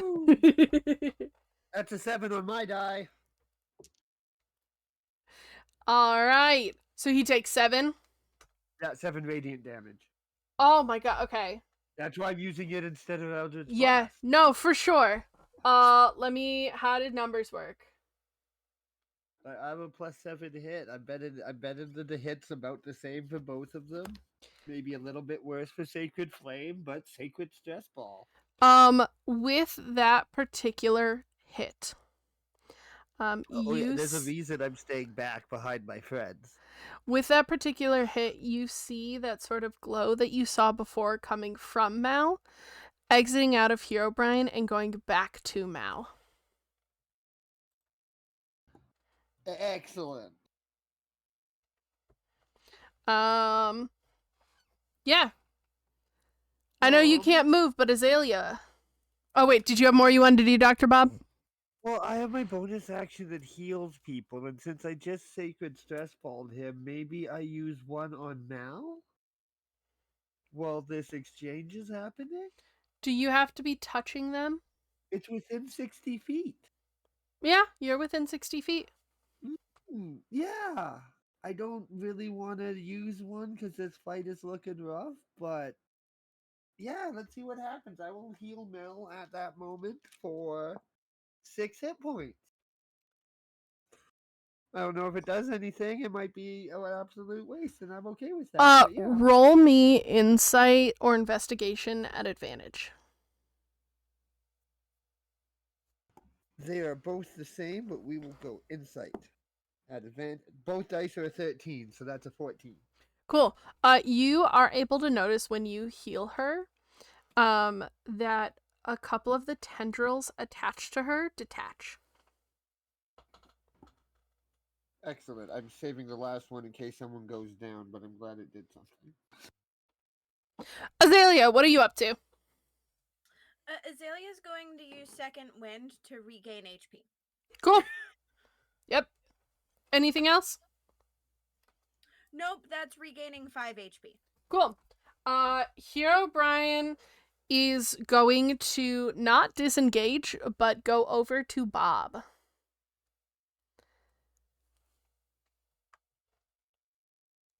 Crizis, would you like a attack of opportunity? Yes, absolutely. I will try to whack him again with my quarterstaff. Nah, that doesn't work. That's only a 7, I assume. Yeah, no, not quite. But Bob, you are getting a swing at the diamond sword to you. And actually, honestly, did Azalea jump straight backwards when she jumped? Yes. Then she'd probably also get an attack of opportunity. He is focused on Dr. Bob. We'll definitely take that attack of opportunity. That is a 13 plus 6. Yeah, that hits. Nice. Save me.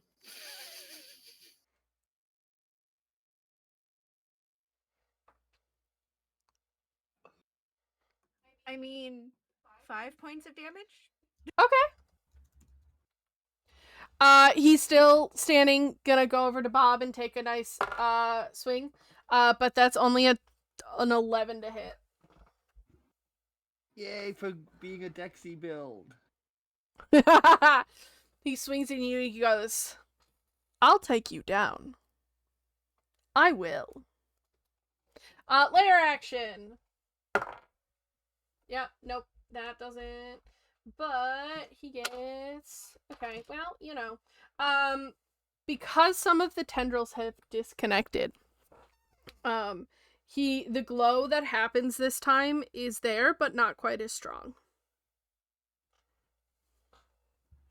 And everybody roll me that, charisma save again. As more blocks fall away and more of this black is exposed. This black void.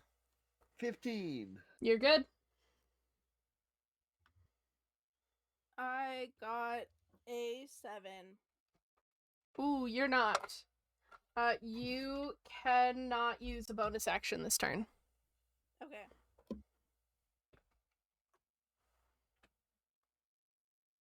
I got a 4 again. You can't move again this turn.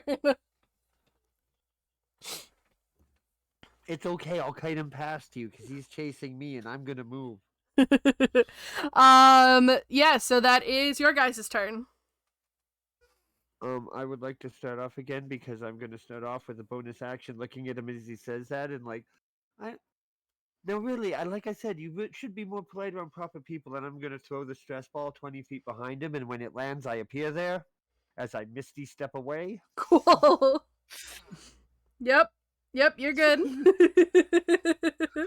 And then actually, as it gets there and I land there, it comes down on his head as a sacred stress ball. Cool. For my action. Bum, bum, bum. It's an 18 on the die. Yeah, my save's a 15. He's more than fine. Yeah. But yeah, I'm basically going to the other side so that if he runs straight to get me, he runs past Azalea. Cool. And probably Crizis. Or Yeah, close but to, Crizis yeah. does get to move now. The true. Crizis can Azalea move. can't, Yeah, that's so. true. That's true. All right, who's next? Run up and hit him. All right, go for it. Roll to hit. That is going to be an 18 to hit. Yes, that hits. And that's going to be 6 damage this time. I need you guys to know you've taken out 69 hit points. Nice. Nice. We are level 1 characters. Wonderful. All right, cool. Anything else for your turn? I'm going to just assume not because he muted. All right, but he is going to walk away, so would you like an attack of opportunity? Dr. Bob is his focus. Yeah, if I can get an attack of opportunity, I would. Yes. Yeah. He's very focused and goal orientated at the moment. Somebody has done only damage he is resistant to, and he has noticed. Yeah. That's not going to hit. Okay. Azalea, you get one too before he gets to Dr. Bob. My question is, was he within range for Azalea to try and hit him originally, since Azalea was close-ish to Dr. Bob when Azalea jumped back?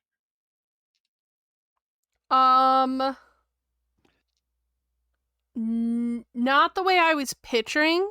If you think that Azalea would have been right there, like within like 10 feet of Dr. Bob, I will let you. Probably not. Okay. I don't know.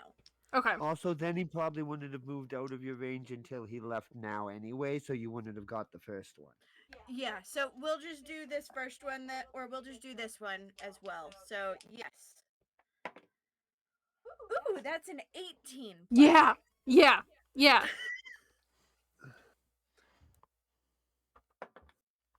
And that one is 10 points of damage. You hit him, and he looks... I'm gonna say bloody just for the sake of description. Just for the sake of pointing out the shift that is made in the damage he has taken. He stops halfway in between Dr. Bob and Azalea. And looks over at Mal. Looks down at the glowing symbol and just goes, next time, next time, next time. And he snaps his fingers and he disappears. The way that works is under him, the block falls away and a sort of circular void-ish thing opens up. He falls into it and then it immediately closes behind him. The only difference now is the floor is no longer glowing. The blocks are still falling on the walls around you, and they are beginning to fall on the edges of the floor as well. Your area is going to start getting smaller very fast.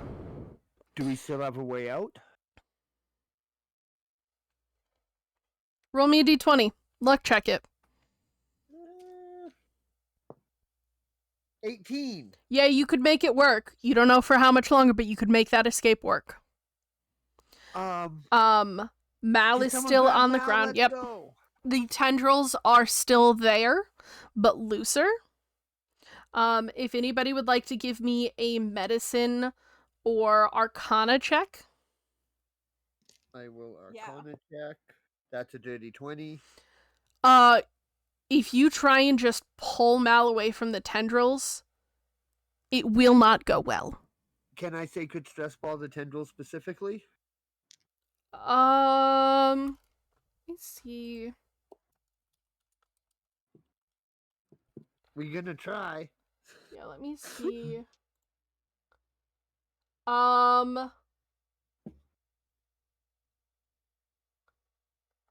No. You can't just do the tendrils. Okay. Well, the healing word because they are literally attached to.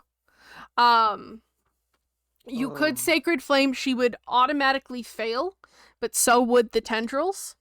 You don't know how much HP she has. I'm gonna do that and then immediately heal her for a d6 with my healing action. Okay, go ahead and roll your damage. Damage is 5, healing will be 4. Yeah.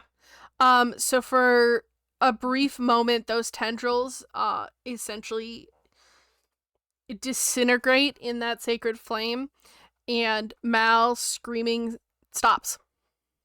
Moments later, she is sitting up gasping for breath. Grab her arm and start pulling towards the way out I saw. Gotta go, gotta go, gotta go, gotta go. Yeah, Crizis will follow very quickly. Give me a strength check, Dr. Bob. You literally just killed this woman. And then we're like, all right, you're back to life, let's go. All right, adrenaline, because I got a 17 on the die, so that's a 16. Yeah. There is just a brief moment of hesitation for her, and you literally pull her to her feet and start dragging her, and she just follows. That's what we'd like to see. Left foot, right foot, go, go, go. I will require 1 charisma save from everyone as you are climbing up to try and not look at the void, as it is becoming more and more prominent around you. 14. 19. 14. Awesome. +7 on these. And shoot, what did she get? Hello, dice. Can you roll, please? And I am all out of resources. Yeah, she's good. She got a nat 20. She's good. Nice. Yeah. Nice. And then you guys will need 1 deck save as it is crumbling, just to make sure that you don't accidentally lose your footing. 15. That one I rolled decent on, thank God. I got a 22. 16. Mal begins to stumble, but you guys all did well enough that you guys are able to, like, catch her and keep her moving. You guys make your way up this spiraling staircase as it gets lighter. You manage to make it out, and you can see that the world around this is also starting to disintegrate. Where is that portal? We gotta go. Oh, we have the map. Yep. I pull out the map, and this is the first time I've done anything like this, but I basically scream at the clipboard, "A route to the portal, please!" Roll me a d20, and I will give you advantage because you have, like, the map already, like, on there. Yeah, the map's already in there. I'm just trying to not have to draw the route myself. 19 to yell at it. Yeah. This is a moment you feel like the energy connecting you and your clipboard together just sort of surge between the two of you, and you have, it is constantly changing, just slightly, but a route to the portal. As you begin to run and follow it, you can see that anytime it changes, it's because it is shifting to move around the holes that are quickly forming. My clipboard now has a voice-activated AI. You are able to make it to the portal with the help of the map. Everybody is with you, and there is this sort of pulsing sound to it, and you all can jump in. Thanks, Clippy. As you guys Yes, I did that. jump in. Azalea, you jump in, you are surrounded by the void. This is not the same one, but it is similar to the one you were just trying to avoid looking at. You can hear distantly the sounds of your blue jays' chirps. They are back to the actual chirp, not a distorted version of it, not a scream, but just the normal chirps. And you see just a brief flash of your blue jay in the hands of this person you just saved.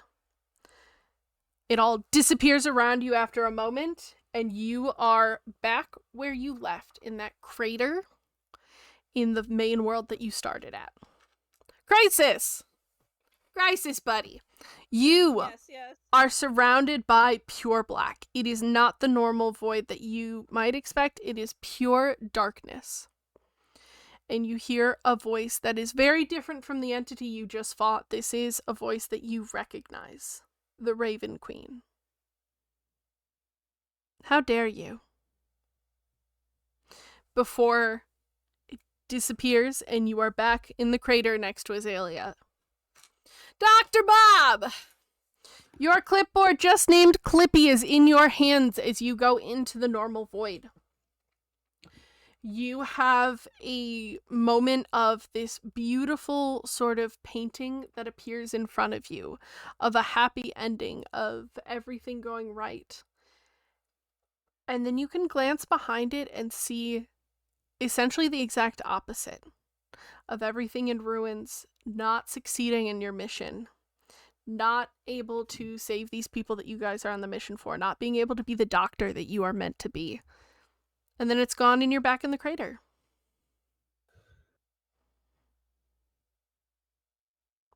One of those nightmares, like when I stayed up too late studying in med school.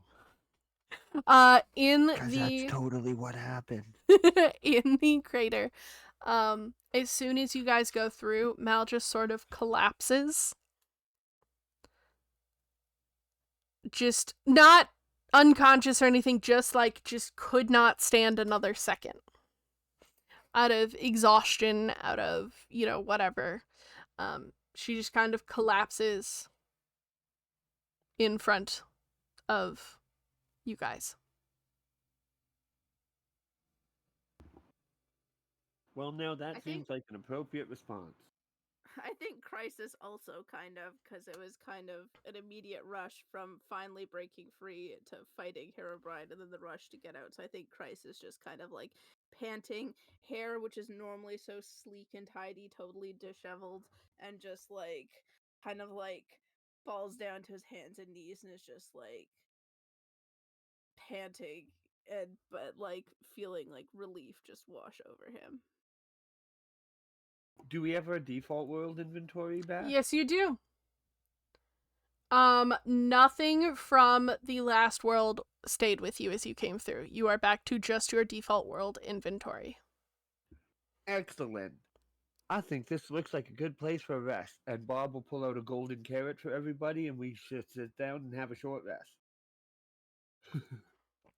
Awesome, you guys can have a short rest in. What are you guys doing during said short rest? Relaxing. We're back in the main world. We didn't find anybody else, but that was a lot. Yeah. Oh, I made some very bad choices back there. Could have gone very badly.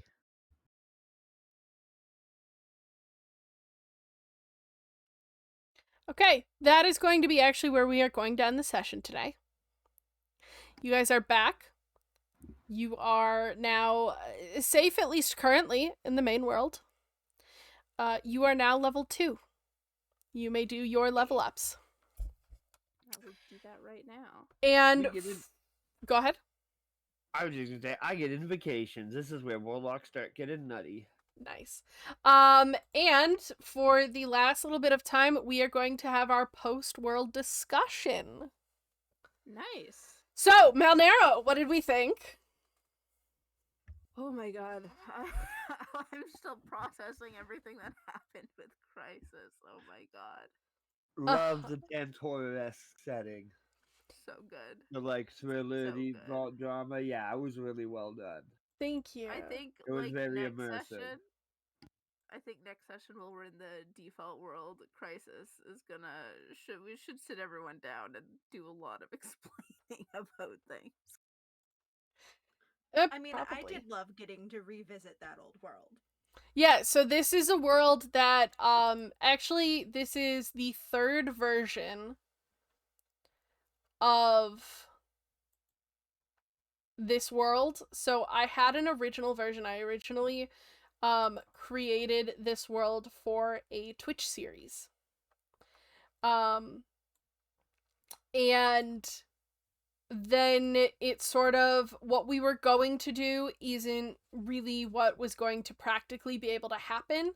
So it sort of developed this new sort of strain to it, which is what this particular, like this third version of it is loosely based off of.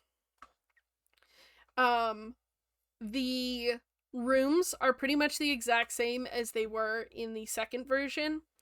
But that third room, or that fourth room, and what exactly is happening in there, is completely different than what the, like, original concept for the Minecraft world of this was. And it's really cool. We didn't go back into the room where my child was killed in front of me. No, you did not. Nope. So that room that you guys chose to, like, avoid was actually a jail. It would have had, some more, like, gear for you guys to gear up with, but I didn't think you really needed it. We got through it. Yeah. Even though that is a hell of a lot of hit points for a boss for level 1 to have, but we handled it. Hey, Jamie.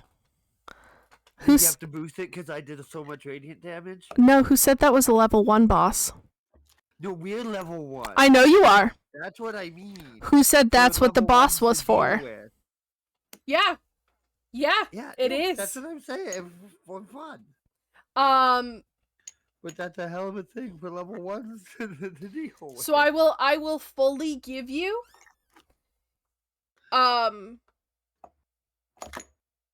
I did not boost the HP at all.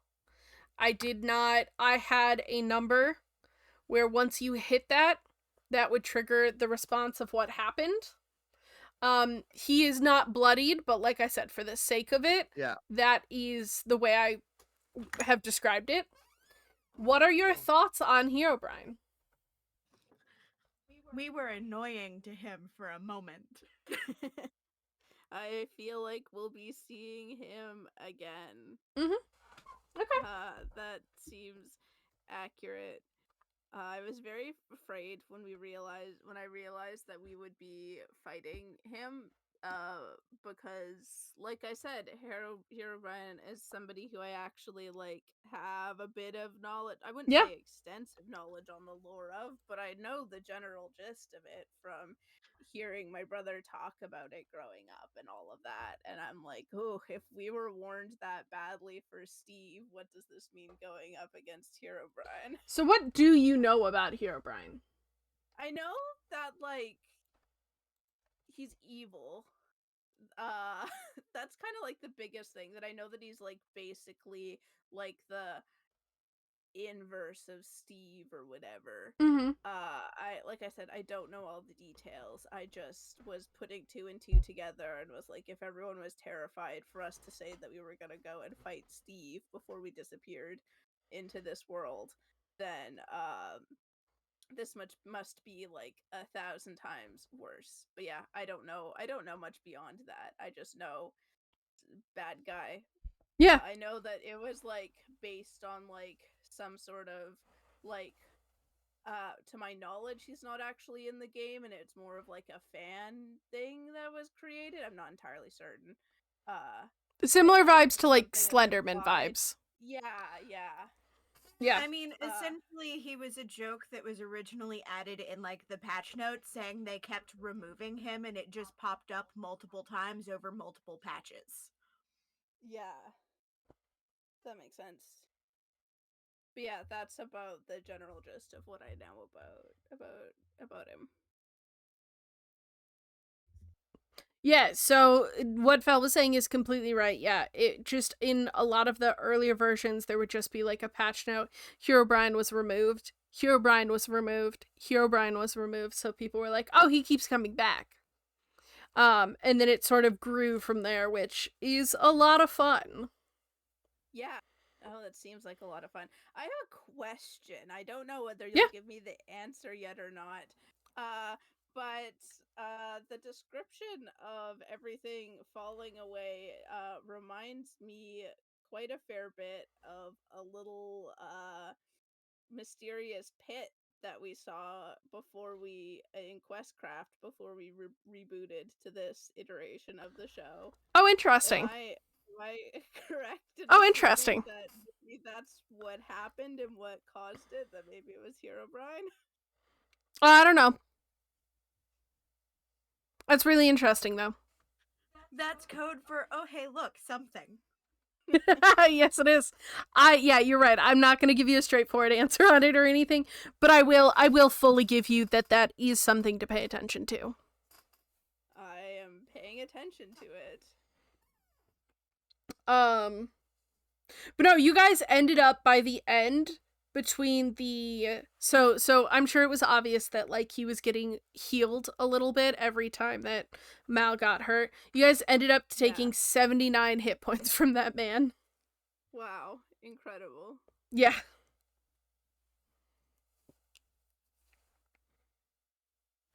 So what did you guys think? This one was definitely a lot more fast-paced when it comes to like a timeline and that sort of thing than I think I've ever done yet. What do you guys think? I think it was good. It was engaging. I loved it. Yeah. I loved it.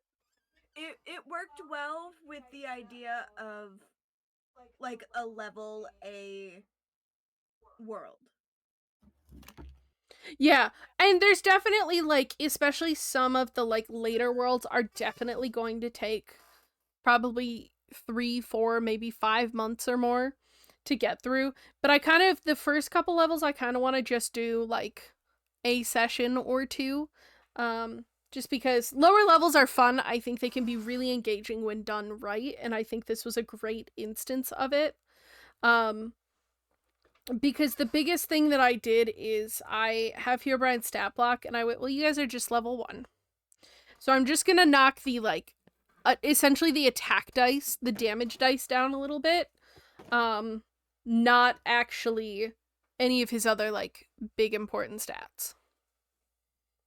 Which I think is a lot of fun with lower levels because they're a lot squishier. But also, like, there was one turn, like, you did, like, 20 damage or something with Radiant because he was vulnerable to it. So, like, I really didn't need to. You guys had him at, like, 50 hit points by the end of, like, round 2 or something like that. That's because you said vulnerable to radiant damage, and I went, well, I guess I won't save this spell slot for cure wounds. Yeah, no, and that's something that I realized that I had meant to tell Petal earlier, because when so Petal, do you want to share what happened at all during that, like, secret time? Yeah. So basically what happened is that Crizis said yes to letting Herobrine in, and then all of a sudden I kind of got a vision. I got answers to everything. I saw the like path and like down and the draining energy, and I was basically told that I had to make a wisdom save anytime I wanted to do something that went against what Herobrine was wanting to do, and that his main goal was to drain all the energy from like from Mal, and then go off into another world, and that the more energy that was taken from her, the stronger both he and I would get. And so right from the beginning, I'm like, I have all the answers. If I can roll right, I just want to bypass all the rest of the rooms and just like go straight there. It turns out that it was the last room, so ended up working out in the end. But I was just like, I'm just like, I just want to go straight there. We should go there. We should like help her. But obviously, like, since that's counter to his plans, like, I can only do that if I succeed on the rolls. And I did not. And Tay also gave me a mechanic that I had to succeed 3 times in a row in order to successfully push him out. So, and it got easier once you started to break out. It then got easier to continue that, which I think was really important. The other thing too is I was very loose with like how I said you were to help Herobrine, because my big thing is this is a form of mind control, and my big thing with mind control is you still have choices, you still have options. So I think I said to you, like, here's your goal, get there how you want. Exactly. And so I took at it, and I'm like, Crizis realized immediately that he made a massive mistake. Yeah. That the thing that he wanted in exchange was not worth this. We can maybe go into what that was if conversations are had with Crizis, where I talk a bit more about his backstory and things. And so Crizis was like, nope, this is not what I want, and was fighting hard against it. So I really liked that, because then in like most of my actions, I figured he would just kind of like not contribute much anymore to like the investigation stage unless he succeeded on it, because I felt like what would the like that Herobrine would probably get the sense that like this group, like this party, would be like try, especially once he has like Crisis's knowledge of like who they are and like the sort of people that they are, that they would try to stop him. And so I figured that that if I wanted to do anything to try to like move anything along faster, that would be a roll. Yeah. Yeah.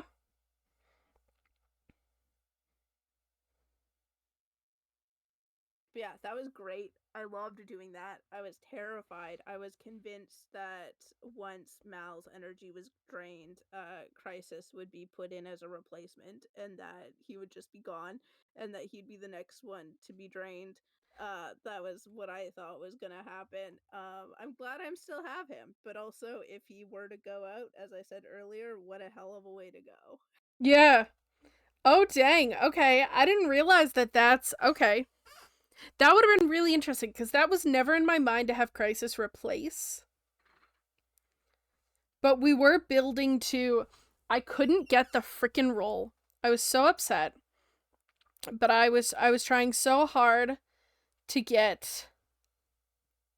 like, just the roll...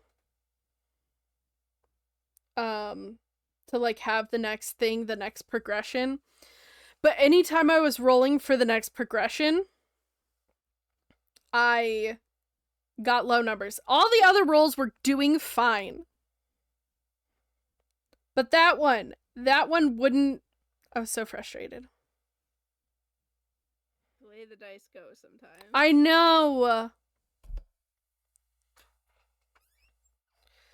I was very upset by it, though. But it was good.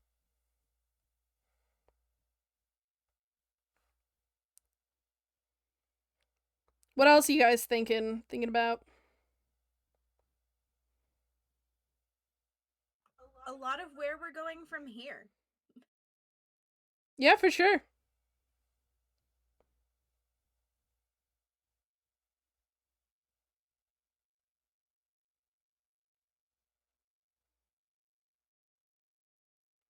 Where do you guys think it's going? How do you feel about, like, where your head's at?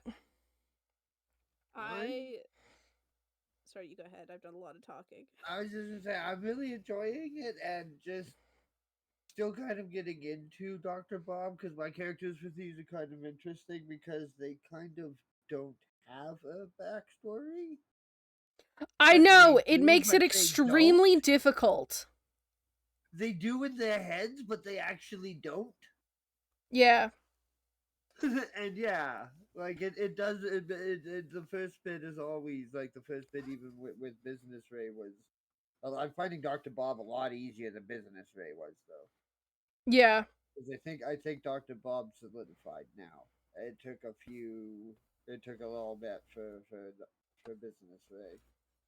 Which is fine, it happens, you know? But no, trying to give those little like, hey, here's some backstory related things is really difficult when he doesn't have like a super like he has a backstory in his head. Yeah, no, you can give him give me say memories. Yeah. You could be like you remember the kids are like when I mentioned staying up all night at medical school. Bob has a memory for that. It is not staying up all night at medical school because in his memory Bob didn't go to medical school. Mm-hmm. Because Bob is not a doctor, but it is like what the memory of what Bob would have been doing at that point in his life, which was working as a personal assistant for a business CEO. Yeah.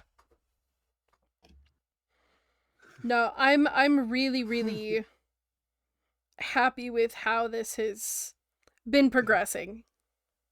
But you were gonna say two pedal. Oh, yeah, I was just gonna say that I really think that this is a really strong start to the show. I'm already really invested. I mean, it helps that there was a lot of, like, even before the draw in to take up Hero Brian's offer, there was already a lot of, like, big character stuff for Crizis kind of right off the bat. So that certainly helps, but I feel like I'm really excited because the stakes already seem really high and it already seems like there's a lot of really big things going on, so it makes me excited to see where it goes from here and like gives me that investment from the beginning. When we first, like, during our first iteration of Adventure SMP, I was definitely like invested from the beginning, but I felt the part that hooked me in wasn't until we like saw that like pit in Questcraft, and that was the moment where I'm like, okay, I'm hooked. Like, I'm super invested in this story. My brain is gonna like hyperfixate on this forever.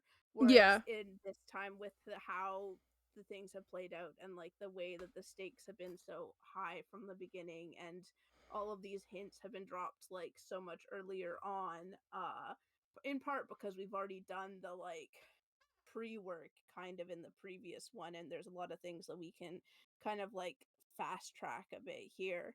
Like, those hooks have come in earlier on, and now Mm-hmm. I'm super invested and I'm desperate to know what is going on and where this is gonna go, and I'm gonna have to wait a month until we get more. I think part of what really helps too is like, yes, I had DM'd before that, but not at a scale like this. Yeah. Which is you know, happens, but it's amazing. Like, this has given me such an opportunity to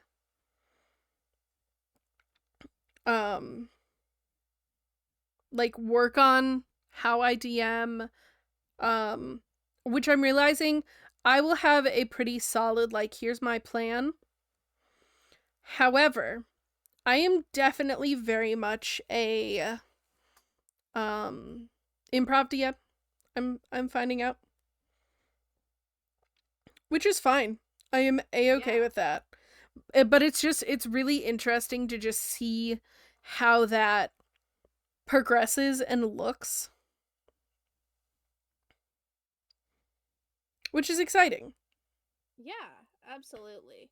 And I think in a lot of ways, like, our first iteration of Adventure SMP was us like figuring out a lot about just like podcasting in general and Mm-hmm. like all of these things. And I feel like it was like, I really enjoyed the first iteration, but I feel like this one is so much stronger and has given us like a stronger start.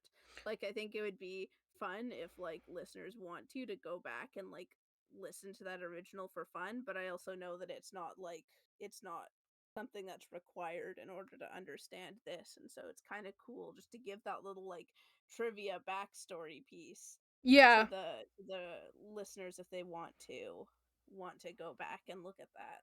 But it's not like something that they have to. No, for sure. It's an option out there, but it is not a requirement to watch and understand this.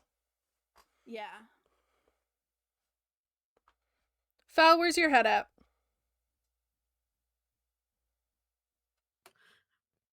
Remembering to press the control button on my keyboard so I can speak. But I'm enjoying it. I'm having fun. Coming in as a new player for Adventure SMP is just kind of figuring out where Azalea is going to fit in and how playstyles are going to match up. And it's so far, I think we're doing pretty good. Yeah.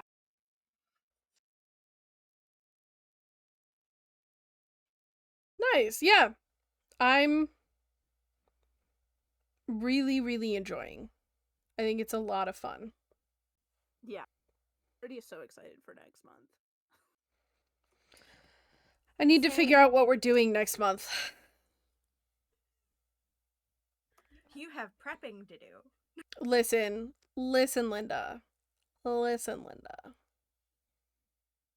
Maybe. I might just improv it all. We'll see. Oh, actually, why don't one of you guys roll me a d20 so I can figure out what world we go to next?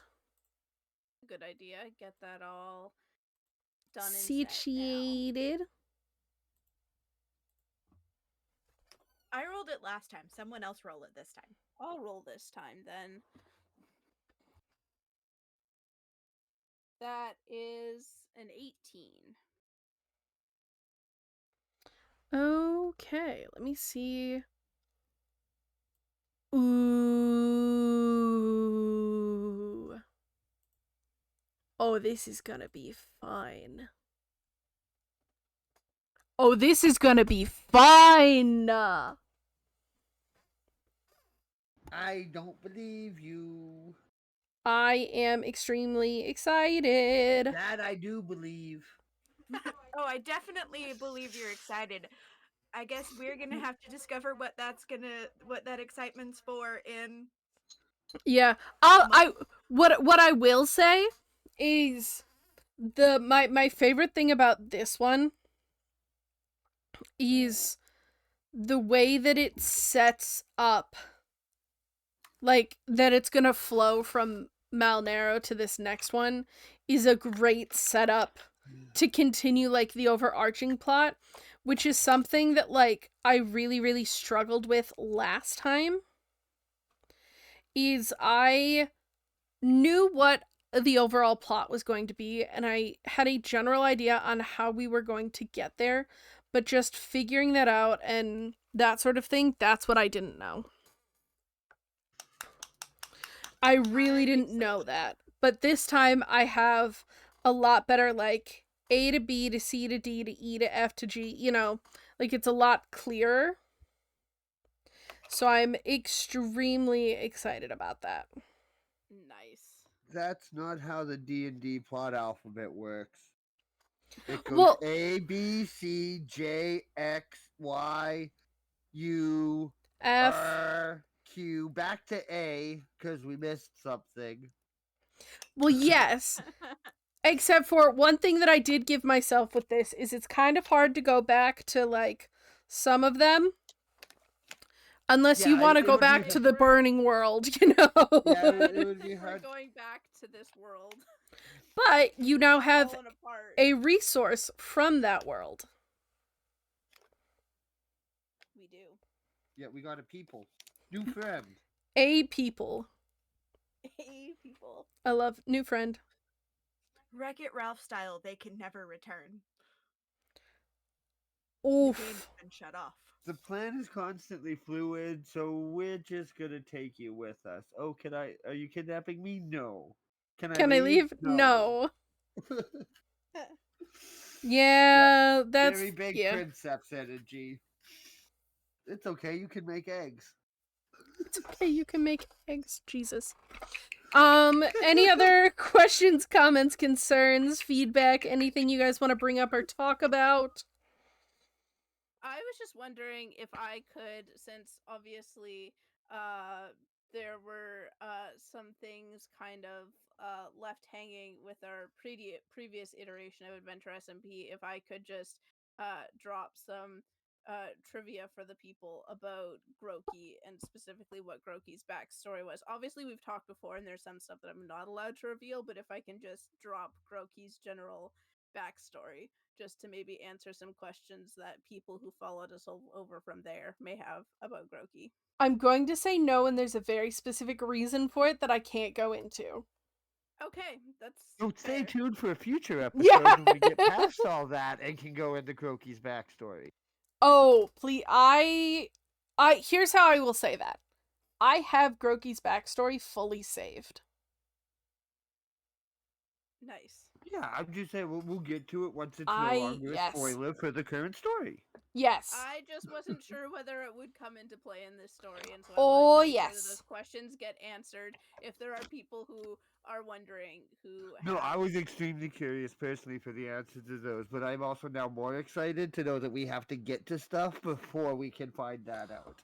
Well, listen. That's very exciting to me. We will. Here's the thing: is we've talked about potentially having Groki be a NPC. Yeah, well, Peebus showed up in episode 1, right? Yep. So, keep your eyes out. I'm excited. I am too. I'm very excited to be able to, like, show different things. Nice. So, cool. Well then, unless there's anything else, we can give it a quick call there. Yeah, I'm good with that. I am too. It was a very fun session, and thank you everybody for listening. Yeah. Thank you guys so much. I will see you all next time. We're gonna find someone to raid, but let's end stream.